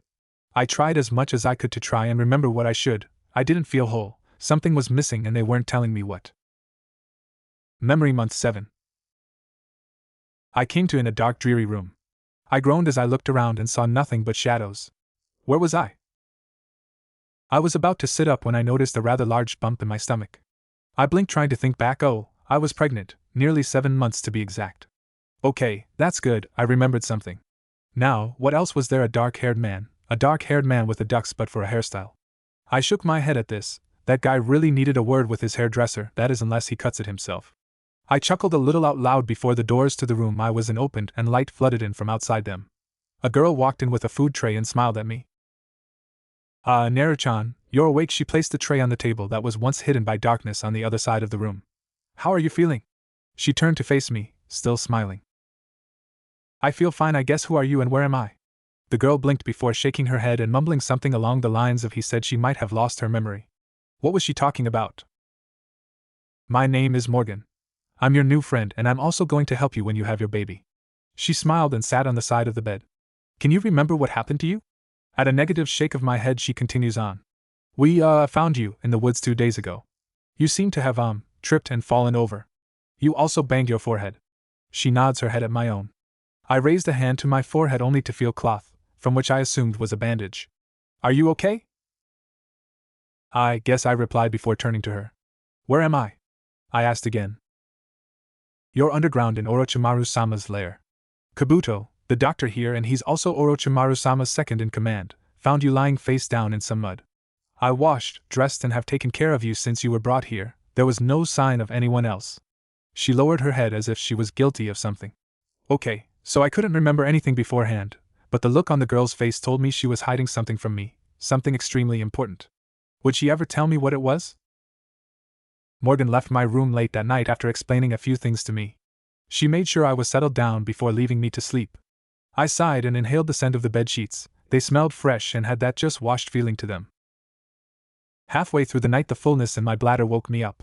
With a sigh I got to my feet and left my room, heading for the bathroom Morgan showed me earlier. The light was off and I couldn't find the switch. I couldn't be bothered to look for it, I was so desperate. I could make out the outline of the toilet before lifted up my nightdress and sat on it. As my luck would have it, I fall in. Some idiot left the seat up. Oh my god, through my panic and fright I went to the toilet anyway. Holding on to the rim I tried to hoist myself out. Nothing. I tried and tried again, until I realized. I'm stuck. I yelled out in horror. Because of my pregnant state my rear and stomach were not working together. I kept trying and trying to get out, but it wasn't working. So I resorted to yelling out for help. I called out until my throat was hoarse. Finally, I heard the dull thud of running coming towards me. A sudden light filled the room and there standing before me was that girl who helped me earlier, Morgan. Oh my, Naruto-chan, what happened? She darts forward, hands out to help me. 20 minutes later and I'm back in my bed with a sore rear and an aching back. I hate toilets. End memory. The contractions were seconds apart. I needed to push. My breathing was labored and my body was on fire. That's it, Naruto-chan. Morgan smiled reassuringly. You can push now. Her hands held one of mine as I finally began to push and birth my baby. God, it hurt. The pain was immeasurable and searing. I think I blacked out for a bit. Morgan stuck with me through it all, whereas Kabuto was just down there watching my baby crown and eventually leave my body after one last tiring, excruciating push. I panted and heaved as I tried to regain my breath. Morgan was lost between damping my forehead and looking at what was most likely my son. I could hear her gasp softly, and as I tried to look at her I could see that she was frowning. Why was she frowning? Come to think of it, why was it all quiet? Weren't babies supposed to cry when they were born? I sat up as best as I could and looked around. Kabuto's back was to me. What was he doing? Where was my baby? Why was it quiet? Numerous bad thoughts started to go through my mind. Did my baby boy make it? I could feel my chest constrict and my heart felt heavy. Where was the little being I carried for 9 months and fell in love with? I even managed to pick out a name for him. Memory Month 8. So, now are you, Chan? Morgan grinned incisively at my side. You've had plenty of time to think. What was she going on about now? What are you going to call the baby? She waved her arms about in the air, exasperated that I hadn't quite decided what to call my little one yet. Well, I started. I have narrowed it down to 3. And? I rose my eyebrow at her. What are they? First, there's Mio, it means beautiful cherry. Second is Sora, which of course means sky, and lastly there's Yuki, which means snow. I sighed. I'm not sure which one I prefer the most. I watched as she nodded, letting me know she was listening and thinking about the 3 possibilities. Sora is pretty nice, and if his eyes are really blue too. I smiled and nodded. Then the Yuki, cause he would be born in the winter, not to mention it might be snowing, so there would be some meaning to that name too. However, Mio beautiful cherry, she blinked. Why choose that? Why choose any other name? I smiled. To be honest, I really don't know. It's short, simple, and at the same time pretty. I'm not trying to rid my son of his masculinity, it's just I like the name. I shrugged. Well, in that case, I like the name too. She smiled before heading out to get me something to eat. It was past my tea time and I needed to eat. When Morgan came back and she gasped and nearly lost hold of the tray of food she had in her hands. Naru-chan, she scolded as I looked down to her from where I stood on a chair. Get down from there and leave that light alone, she admonished before setting the tray down on the bedside table and helping me down. I needed to clean it, I defended. It was dirty and getting on my nerves. Naru, you cleaned it yesterday, as well as the light switch, the bedside table. You remade your bed 4 times, moved the table and chair around twice, as well as dust the bookshelf 9 times. You don't need to clean anymore. She sighed as she sat me on the bed. I just shrugged and leaned over for my food tray and setting it on my lap. I was bored and I just wanted to clean, okay. And doesn't matter how many times I clean, it will always get dirty because we live underground. You think Orochimaru, with all his power and probably shed load of money, could afford a decent place to live above ground? I moaned as I tucked into my much-needed dinner. Just be careful, okay? No more climbing on stuff. I nodded, only half listening, and went back to my food. Morgan, she looked to me from the seat I was just standing on. I'm calling him Mio and there's nothing anyone can do about it. With a defiant nod I went back to my food and ate it all. End memory. My worries were soon over when I heard the shrill cry of the infant. The poor darling was being washed and dried before being wrapped in a white cellular cotton baby blanket. Morgan helped me sit up slightly by adding 2 extra pillows behind my head. Oh, Naru-chan, he's so beautiful. She grinned as my whimpering son calmed down and settled in my arms. The child knew his mother.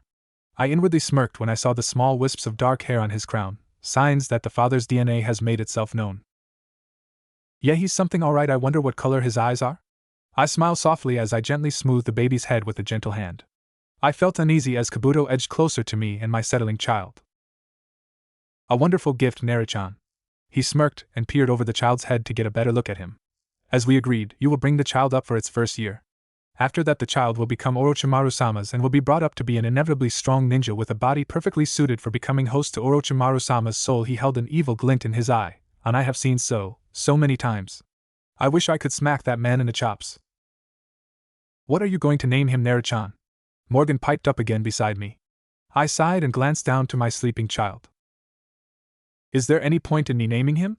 Orochimaru would probably change it later on anyway. Morgan shook her head and produced a small, sad smile. At least he would know he was loved by his mother if you were to name him beforehand. She had a point. I glanced over my little guy and smiled. I think I'll call him Mio. I grinned. It wasn't that inventive of a name, I know, but I liked it. Mio. Morgan also grinned. I love it. She chuckled for a bit before frowning. Naru, I'm going to have to take him off you and get him dressed. I didn't want to let my baby go. But I trusted Morgan, so I regretfully gave her my baby to tend to. When I bring him back, you can give him his first feed. She smiled happily before whisking my boy off to the back of the room to tidy him up. Kabuto, on the other hand, was sterilizing some instruments, with his tawny back to me. That man was creepy at times, but I have to thank him for delivering my baby safely, even if I can't remember getting pregnant in the first place. All I was told was that I was found pregnant and abandoned by my baby's father in the woods nearly 3 months ago. Who am I to question since I cannot remember anyway? A sigh escaped my tired lips, which caused Kabuto to turn and look at me. Tired, Naru-chan? He smirked as he finished up what he was doing and walked back over to me. I'll tell you what, since birth isn't an easy thing and you were a good girl, is this guy mocking me? I'll run you a bath and you can relax and clean up. He turned and walked off to do so. He was definitely mocking me, ass. An hour had passed by the time I was settled in bed and feeding my baby boy. His tiny mouth suckled at my chest as the milk warmed his little stomach. Mio was a vision. He had finally opened his eyes to reveal cobalt orbs that stared back at me as if they were trying to figure me out. He soon settled to feed, and that was all I saw of his eyes before they closed to suckle. Before I knew it, 3 months had flown by and Mio had grown considerably. The little one was aware of his surroundings and was giggling away like nobody's business. Morgan had been there every step of the way. I was grateful for her help and support. Without it, I don't know what I would have done. Kabuto gave Mio regular checkups and was happy that the boy was healthy and improving as the days went by. I had just finished dressing the little tyke and was about to feed him when all of a sudden a ruckus sounded outside of my door. There was yelling and the clattering of swords, and the sounds of running could be heard. Suddenly my door opened and Morgan came rushing in with a bag resting on her shoulder. Her face was pained and worried. Something was wrong. Naru-chan, the place is under attack. We have to get out of here. Some good people are here to save us. She called out over the noise in the background. I frowned before looking at my gurgling son. It took me 2 seconds to act. I grabbed a small bag from under my bed and packed 2 changes of clothes for myself and the baby. I hurried through my drawers and took out a thick blanket for Mio and a baby grow for him and stuffed the smaller items in the back before picking up my son and wrapping him in the blanket. I nodded to Morgan to tell her I was ready. She smiled, grabbed my hand and led me out of the collapsing building. Was I finally going to be free?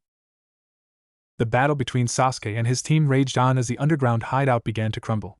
The support beams and shafts began to collapse and earth started to trickle through the cracked cemented ceiling. The Uchiha found Orochimaru and, after a few heated, rash words were exchanged, they engaged in an inevitable battle. The Uchiha fought to his heart's content, using the emotions of loss and anger to fuel his need to erase this sick man from the earth's atmosphere. Blows were delivered and jutsus were cast. The last Uchiha and once great Sannin of Konoha fought each other to their last breath. Karen was on high alert and ready to help with her healing hands. Suigetsu fought hard against Kabuto, both slippery knees giving each other all they had. Suigetsu managed to land the finishing blow to Kabuto with Yugo's help by stepping in the last minute and distracting the spectacled medic Nin after finishing his own battle with a load of random ninjas that were loyal to Orochimaru. While Sasuke and his team fought against the enemy, Morgan had steered Naru and her baby through countless corridors to the safety of the outside world. She had managed to get them just a few feet away before the tunnels finally collapsed behind them and buried all that was underneath, all including Morgan. Naru turned just in time to see it all happen. The frightened girl let out a terrifying scream before sinking to her knees with the now crying baby cradled to her chest. As the dust cleared, all Naru could see of Morgan was half of the girl's arm sticking out from underneath the rubble. Without a second thought, Naru set about removing the debris with her one free hand, and after a few minutes the blonde had managed to uncover most of Morgan's injured body from the waist up. "Morgan?" Naru called out in desperation. "Morgan, come on, we have to go. Get up, get up. We have to get out of here." The light blonde became panicked and started to shake her friend, trying to wake her. After a few minutes of trying, Naru sat back on her haunches. Reality had finally kicked in. Morgan was dead. The petite blonde just sat there, staring in disbelief at her only friend's lifeless body. This couldn't be happening, she thought as her baby's crying finally pierced her eardrums and stole her attention for a few moments. Mio, she looked to her dirty bawling child and begun to rock him in her arms, trying to get him to settle. Hush, Mio, otherwise we'll be found. It was then Nara noticed the wet feeling trickling down her cheeks. She sniffled before wiping the tears away and getting to her feet. We have to get out of here, Mio. She stood on shaky legs and began her journey to safety. She only got so far before a hand settled on her shoulders and a deep voice spoke up from behind her. Where are you going? Nara stiffened before steeling herself and turning to face a man with silver hair and sharp teeth. She looked right at the man and heeled Mio closer to her. I was being held prisoner by Orochimaru, and I just escaped. She tried not to stutter and show she was afraid. Likely story, he smirked at her. In a small way he reminded her of someone she knew. Nevertheless, she pushed the thought to the back of her head and tried to focus. She had to get her son to safety. What is your name and where do you come from? He continued to ask questions. My name? She blinked and quickly thought she didn't want to give herself away and have Mio taken off her for whatever reason this weird man could come up with. My name is. She looked around before remembering her best friend. Morgan. My name is Morgan. The man nodded before noticing the baby. He raised a brow and shifted from one foot to the other. The Sprague, it's yours? Nara nodded. I see. My name is Suigetsu. Me and my friends were looking for someone that was supposed to have been kept prisoner here also. Maybe you know him? Nara wondered what the man was getting at, and now she knew. His name is Naruto. He was taken from us a year ago. Do you know him? No, Nara said without hesitation. She had never heard about anyone with that name before, even from Morgan. Though, she thought, it was slightly similar to her own name, just a few letters missing. I have never heard of anyone with that name. I was found out in the woods after the father of my baby left me there. I don't know anything. Suigetsu seemed to take things into consideration before nodding his head like he had decided on something. Okay, I believe you. You don't look like the type to lie, and it's not as if you have anything to lie about. He grinned. Why don't you come back with me to see my team? Maybe we can help you out. Why would you want to help me? You don't know me. Nara frowned in confusion, not used to anyone other than Morgan being nice to her. I'm a nice person, what else can I say? He chuckled. That and my boss wouldn't be happy if I let you go without discussing it with him first. He grinned again. So, come with me, would ya? He walked behind her and started to gently push her in the right direction. Nara got shuffled along, the baby gently clasped to her chest still. She wondered if he was okay and was hungry yet. She'd check when she knew the coast was safe. The white-haired man continued to lead her through a thicket and over to two other people. One had fiery red hair and was a woman, the other was tall and had broad shoulders with an orange set of hair on his head. Nara frowned, they somehow looked like someone she once knew. Karen! Yugo! Looky at what I found. The shark-toothed man grinned at his obviously two companions. Just found her wandering away from the hideout. She seems to not know anything about the boss's little blonde though. He shrugs lightly. Nara looked to the floor when the other two turned their attentions to her. Their gazes felt like the hot sun bearing down on her. She shifted Mio in her arms slightly as he began to stir. What does she have there, Suigetsu? The redhead asked. It's a baba, the insane man squealed. She's well cute. Nara frowned and looked up to the silver-haired man. He's a boy, she retorted. And his name is Mio, she added for future reference. She then noticed the orange-haired man, Yugo, she remembered, was about to talk but was cut off by a loud boom and a startling shriek. All heads snapped around at the sudden crescendo. Mio started to cry at the noise and Nara quickly saw to rocking him back to sleep. With her own two blues, all Nara saw was a crater in the earth and a dust cloud dissipate. She was slightly frightened when she noticed a shadow make its way through the smog. She noticed that the other three were also holding their breaths. Finally, after what seemed like hours, a tall male figure came into view with a devilish smirk on his lips. The trio behind her started to rejoice and call out to the man. Sasuke! They yelled, the redhead and the silverhead bouncing on their feet as they did so. Yugo just stood there with a satisfied grin on his face. The man named Sasuke walked over to the little group, smirk still on his lips. Orochimaru is finally dead. We're all free of his tyranny. What about Naruto? Did you find him? Yugo asked. The look on Sasuke's face dropped in an instant to a frown. He seemed to be fighting back his emotions. No, there was no sign of him. The last Uchiha sighed. It seems like it was nearly all for nothing. That girl must have been lying to us. He runs a hand through his dirty hair before his onyx eyes land on those of the young lady in front of him. Who is she? He asked them. This is Morgan. I just found her moments ago escaping from the lair. Apparently Orochimaru was keeping her locked up, and had been doing for a while. before she had her baby even. Suigetsu replied. I see. Sasuke noticed the baby wrapped up safely in its mother's arms. Where are you from? The Uchiha asked Naru. I don't know. I don't remember. Apparently, a friend I made during my time there said I was found in the woods when I was 6 months pregnant, and the father was nowhere around. I was alone.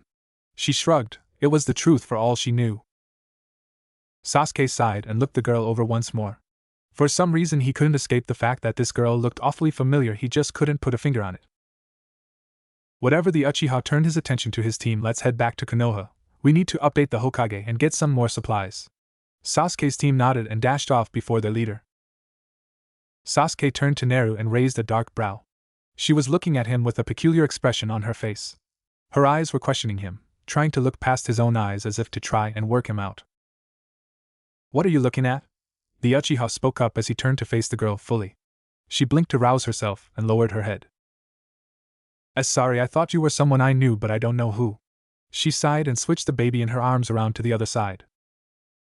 Sasuke frowned at the young woman. She herself seemed familiar to him, yet he couldn't quite put a finger on it. He shook his head. Look, I'm heading back home. Where are you going with that child of yours? I don't know, she immediately replied. I don't know where I come from and I don't know where I can return to. I've lost my memory of everything except from 6 months ago. The Uchiha inwardly groaned.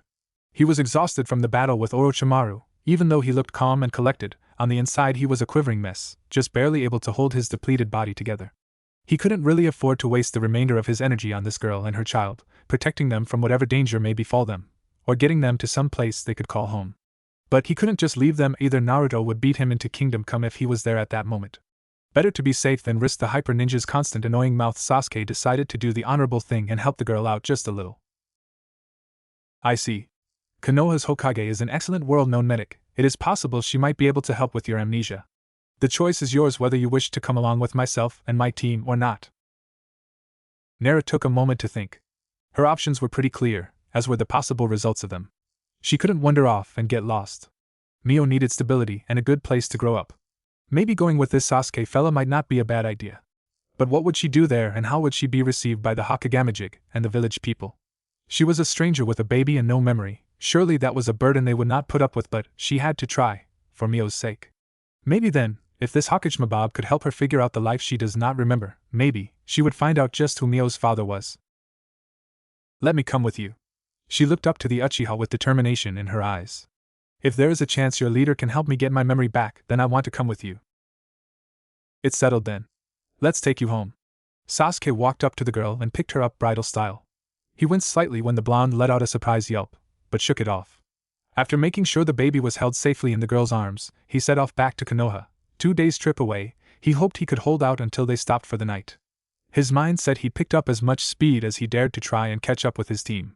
He couldn't wait to get some shut-eye. Sasuke and his team traveled for a few more hours. They had covered a lot of ground and were more than halfway back to Konoha. Nevertheless, night had slowly set in and it was becoming more difficult to see ahead of them. They would have to stop soon. Sasuke had also slowed down towards the last few hours or so. It wasn't just the fact that he was carrying a sleeping girl and her baby, but also that with all the energy he used up in his battle with Orochimaru, his reserves were severely depleted, and he had been running on fumes since his adrenaline rush had ceased. Sasuke, you're exhausted. Why don't you let Yugo take the girl for a while? Karen called back to the Raven after noticing his state. Sasuke looked down at the sleeping girl in his arms for a moment before eventually nodding and stopping on a thick branch. Yugo made his way over to him, gently took the girl out of his arms and into his own. However, before Yugo had the chance to move on, Sasuke quickly took the still napping baby from his mother's loose arms. He didn't want to chance the baby getting dropped. With Mio safe in the Uchiha's arms, they continued on for another hour before coming to a stop in a small clearing. Suigetsu set to work on capturing some fish from a nearby river for their dinner. He didn't know about the others, but he was famished. Maybe he should take a few extra fish back, just in case. Karen got a small fire going before heading off a little ways into the woods to scope out the area. She needed to protect her Sasuke-kun after all. She knew the Uchiha was badly hurt and hiding it. Once he was sleeping, she would get to work healing him as much as possible. Yugo sat Naru up against a large base tree trunk. The petite blonde looked dwarfed by the enormous tree. Sasuke was the last to reach the temporary campsite. The baby in his arms had started to stir moments ago. By the time they had reached the camp, The child was fully awake and looking up at Sasuke with dark blue eyes. Not a sound came out of the little boy's mouth. Sasuke thought that the little one was about to cry when he scrunched up his face and his lips pursed. Only he was greeted by a parp and a little smell. Sasuke looked at the baby for a few moments before chuckling full-heartedly. The baby glanced back to the laughing Uchiha and began to giggle himself. Suigetsu walked over with a toothy grin on his face. Looks like you need to change his rear. He made a hand gesture as if he was wafting a smell away from his nose. Sasuke's eyes shot up in worry. I can't change him. I don't know how. We don't even have supplies, do we? The Uchiha frowned. He had never changed a baby's nappy in his life. Wake the mother up, she can do it. He protested before handing the child over to Suigetsu and staggering off into the direction of the river. He could feel blood seeping through his shirt. He needed to wash it immediately. Suigetsu sighed and went to do as his leader and friend had asked. The baby in his arms had started to frown, and his bottom lip started to quiver. Before he even had the chance to call the Taike's mother, the baby started bawling at the top of his lungs. Suigetsu winced and shrunk his head into his shoulders. The child could cry when he wanted to, that was for certain. When Suigetsu looked back down to the child, he noticed his arms were empty. The child was currently in his mother's arms being soothed. The kid needs changing, the almost master swordsman informed the girl. Is there a river nearby? She asked quietly as she gently rubbed her son's little back in effort to calm him. The silverette nodded and pointed in the direction of the river he had just fished in. Good. Thank you? Even though the child's bottom was clean and free, he still continued to whinge. Nara looked around before finding a quiet place to sit. She then opened the buttons on her measly excuse for a dress and proceeding to feed her baby his milk. Meanwhile, the last Uchiha was busy trying to keep consciousness. He had managed to slow the blood flow from the wound in his abdomen, but no matter how hard he pressed a towel to the injury, the crimson liquid would not stop. Maybe the gash was worse than he first thought. Maybe he did need Karen to look at it for him. He looked around for the redhead but couldn't see her. Instead, from afar he saw the young blonde girl breastfeeding her child. As he staggered a little closer, Sasuke managed to get a glimpse of the creamy flesh that belonged to the girl. If Sasuke hadn't lost so much blood, he was sure he would have had a nosebleed upon seeing so much bare skin. Sasuke slumped up against a nearby tree. He could barely stand. He needed to find Karen soon. His legs buckled under him, and he fell toward the floor. He prepared himself for the up and coming pain. It never came. Oh, if you're gonna fall, why not do it where you're going to land on something soft? Sasuke looked up and was greeted with a toothy grin. Damn it, Uchiha, you're pretty badly injured and you're prancing around as if you were that perverted ex-sensei of yours after reading a really heated scene in that porno book he reads. Suigetsu chuckled lightly as he helped the Uchiha sit and lean against the tree. Sit here and don't move. I'll go find the almighty loud one and bring her here to heal you. Sasuke could only nod and watch the other leave as his hand held the bloody towel and soiled bandages to his wound.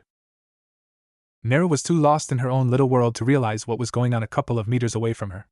Her baby had fed himself to sleep, and she herself could feel her eyes growing heavier with every passing second.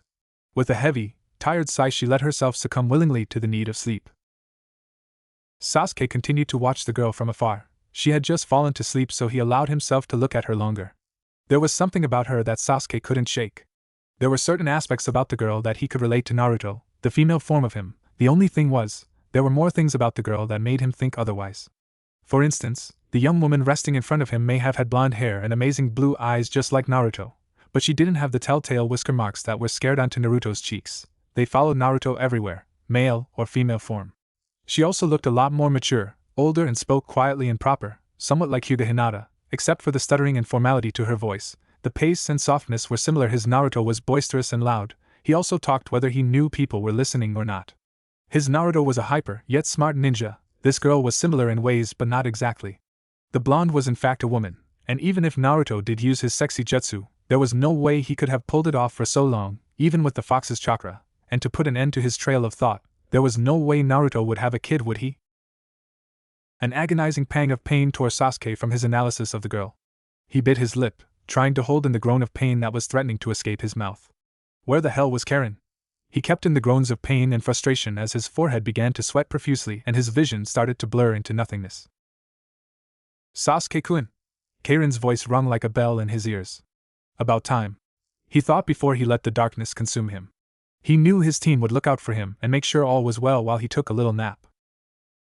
As the raven-haired teen lay unconscious against his tree, the kunoichi got to work on healing him as best as she could. She opened his shirt and removed the scarlet towel and bandages before letting a green glow surround her hands and using her chakra to heal her secret love and leader. An hour had passed before Karen was finished healing the Uchiha to any state that resembled normal. The Uchiha had lost a lot of blood and would need to rest until his supplies and also his chakra had replenished to what they used to be. The red-haired woman finished up and stood, stretching as she did so. Looking around, she saw the sleeping blonde and her child. The scene made her pout and wonder why Sasuke would want her around with a crying brat. She sighed and left to find Suigetsu to tell him the news. As Karen left, so did Naru wake. Something was bothering her. She placed the still sleeping child on the floor among some blankets she had been left to sleep with, making sure he was safe before quietly making her way over to the resting Uchiha. There was something about him that she couldn't shake. His eyes, his hair, his pale skin, and his attitude. They reminded her of someone she felt she should remember. She took in the alabaster skin and noticed a few scars that marred it. She didn't like the idea that something so perfect could be ruined like that. It made her upset, yet she didn't know why. The first time she saw him, she noticed his eyes were like dark, endless pools. She could tell that they had seen horrors beyond what she could imagine. When she got a good look at them, she could tell they were haunted, yet, at the same time, they held so much passion. Passion and hope, all aimed at finding this one friend he has been searching for. She only knew this because the shark-like boy had a big mouth, and she overheard him whilst she was being carried to the campsite. She daren't say it, but even when he was like this, the man in front of her was a dark, beautiful mystery. One she wanted so deeply to discover. Uchiha, she sounded off quietly. Why do I feel like I know you, she added before sighing softly and going back to her tree and her baby. She settled back down as Yugo and the others came back to camp. Yugo came over to her with the dry cotton nappy. Here you go, miss. He spoke with manners. It's dry enough to put back on him now. Nara nodded her thanks and gently put the cloth back on her baby's rump. The child did not stir once. This caused Yugo to quietly laugh. He's a heavy sleeper. Suppose he could sleep through an earthquake if he wanted. Nara chuckled silently at his observation.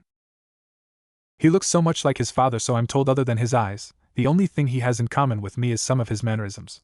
The sleeping is one, the loud voice is another, he also is a greedy guts when it comes to feeding. She smiles softly at the baby in her arms. But he's still perfect. Suigetsu heard the commotion and thought he would go over and take a peek. You don't know who the baby's father is? He asked in slight surprise. Nara shook her head negatively before explaining what had happened for her not to. So you're saying, you took a bang to the head, got amnesia when you were so many months pregnant, and you can't remember his father at all? Suigetsu piped up again in his disbelief.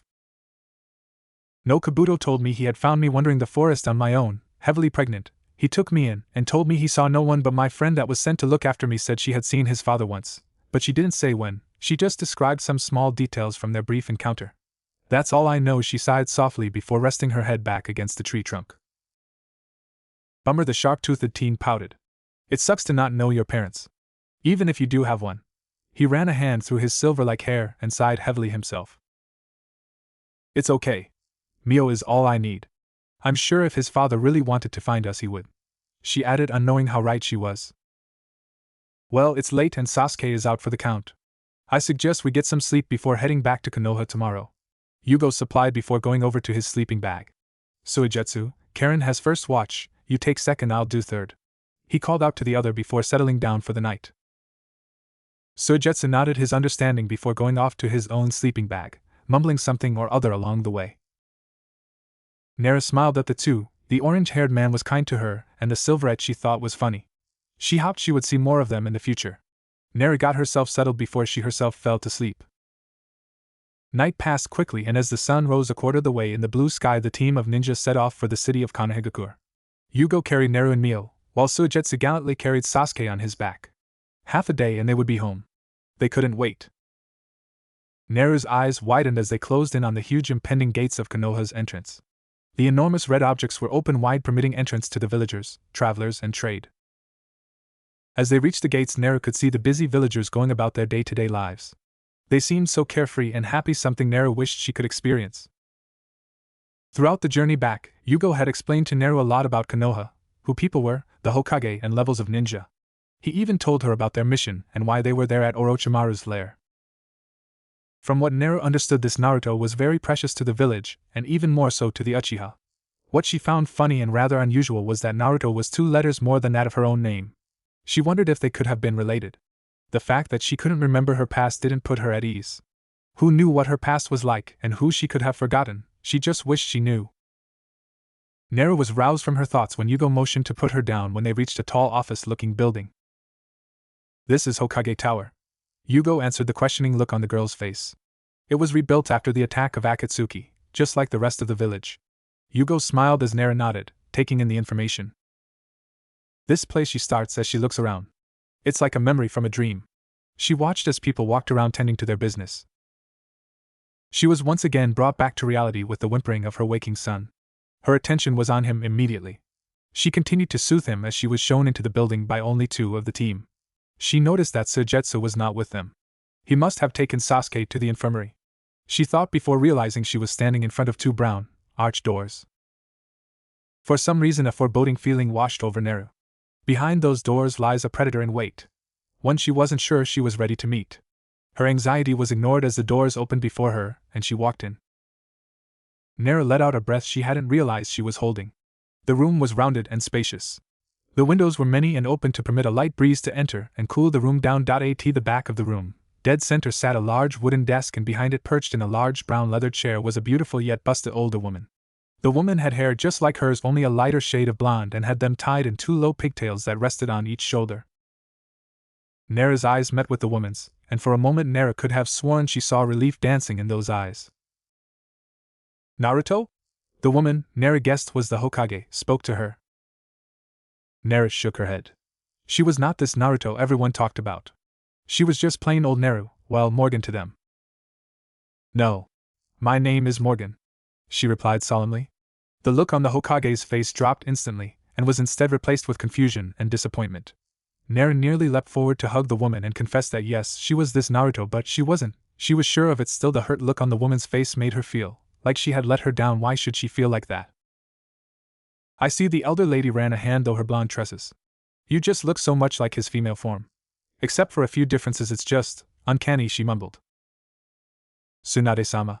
Yugo spoke up. We managed to locate and destroy Orochimaru's lair. Suigetsu, Karen and I managed to take out Kabuto and others, as well as secure some documents from the infiltration. I'm afraid it was not much before the tunnels caved in. Sasuke, however, managed to kill Orochimaru in an epic battle. But he received many wounds himself, so Suigetsu has taken Sasuke to the clinic. The orange-haired man reported. It was only after their deaths did we find Morgan and her baby. From what we are led to believe, they were the only survivors. Tsunade took in all that was said. She sighed softly. If she was honest, she didn't know how to feel. She was ecstatic Orochimaru and his followers were finally gone. She was annoyed at the Uchiha for being so reckless. She was gravely upset for Naruto had still not been found, and finally she was happy. Happy that the unfortunate girl and her child had made it out safely from Orochimaru's clutches. While she was more than happy the snake monster had gone, a small part of her felt a little disappointed at the loss of a once great comrade. I expect a full report on my desk by the end of the week, and those documents you spoke of by the end of the day. I shall have a look at them before sending them to the intel team if needed. Tsunade looked to Neru. Tell me, Morgan. Where are you from originally? Do you have any family waiting for you? No, ma'am, I don't know where I'm from or if I have any family. For some sudden reason she had this sudden urge to insult the elder woman in front of her. She held her tongue. It wouldn't be good to be thrown out onto the streets. I've lost my memory, so as of 6 months ago, I don't have a past, at least one I can remember. All I know is that place, those people, and my son. Neru's blue eyes stare at the floor in front of her. She didn't want pity, she just wanted the chance to build a new life for her and her son. She hoped the Hokage would give her this chance. How terrible! Tsunade's brows creased into a saddened frown. Well, as the Hokage of this village, I welcome you, Morgan. You are free to live here if you so wish. Neru's eyes widened in elation. She was beyond surprised and happy. Thank you, Hokage-sama. A grateful smile caressed her lips, and Tsunade could have sworn she was looking at Naruto. She shook the thoughts off and smiled in return. I shall see to it that you are found somewhere to live as soon as possible. In the meantime, Yugo, take Morgan to the clinic to get checked over. They can stay in a private room for tonight. If Sakura is free, get her to do it. Karen spoke up. Hokage-sama, I shall write up the report for you and hand it in by the end of the week like you asked. Thank you, Karen, you may all leave now. She nodded before she got back to work. The trio bowed and left the office. Karen left them and went back to her own home to write the report. Yugo did as the Hokage asked and took Naruto to the clinic. The clinic was a small one-story building. Yugo-san. Naru spoke up as she looked at the building before her. This place is so small, wouldn't it be easier to go to the hospital? Some people are even queuing outside, won't it be a hassle? The taller one shook his head and sighed exasperatingly. Blame that on Sasuke. He ran a hand through his hair. He flew off the rope and trashed the hospital. The last time we were here he had the decency to look sheepish. Naru raised a brow in question. Surely if he is so destructive he ought to be kept away from people. She adjusted the cooing baby in her arms. Again Yugo shook his head negatively. Many things have happened in Sasuke's life, things that are not my business to mention. Either way, the one constant in Sasuke's life has been snatched away from him. It's in the Uchiha's blood to get what they want. Sasuke is still searching. Naru followed Yugo into the clinic and was shown to the back where 2 lone rooms reside. Sasuke is looking for his missing friend, right? Naru asked as Yugo opened the door to the room on their left. That's right. Naruto is Sasuke's best friend. He loves the boy. Naruto is Sasuke's everything. Yugo sat Naru on a seat and headed back to the door. It's a shame Sasuke isn't gay. He smiled ruefully. Wait here while I get a nurse or kunoichi. He smiled and left the room, leaving Naru to her own thoughts. To say Naru was slightly overwhelmed would be an understatement. So much had happened in such a short time, she needed time to digest it all. I don't know what to think, Mio. She spoke quietly to her son. I honestly didn't think we would get out of that place alive anyway. She sighed as she brought the child up for a gentle hug. We're free now, Mio, so let's make a go at this new life. The child gurgled as if he was agreeing with his mother. Their intimate moment was disturbed by a knock on the door. Moments later, a pink-haired girl walked in. Her face blank, as if she was afraid of showing any emotion. Yugo must have told her more than I thought he would. Naru thought as she turned her head to look at the rosette.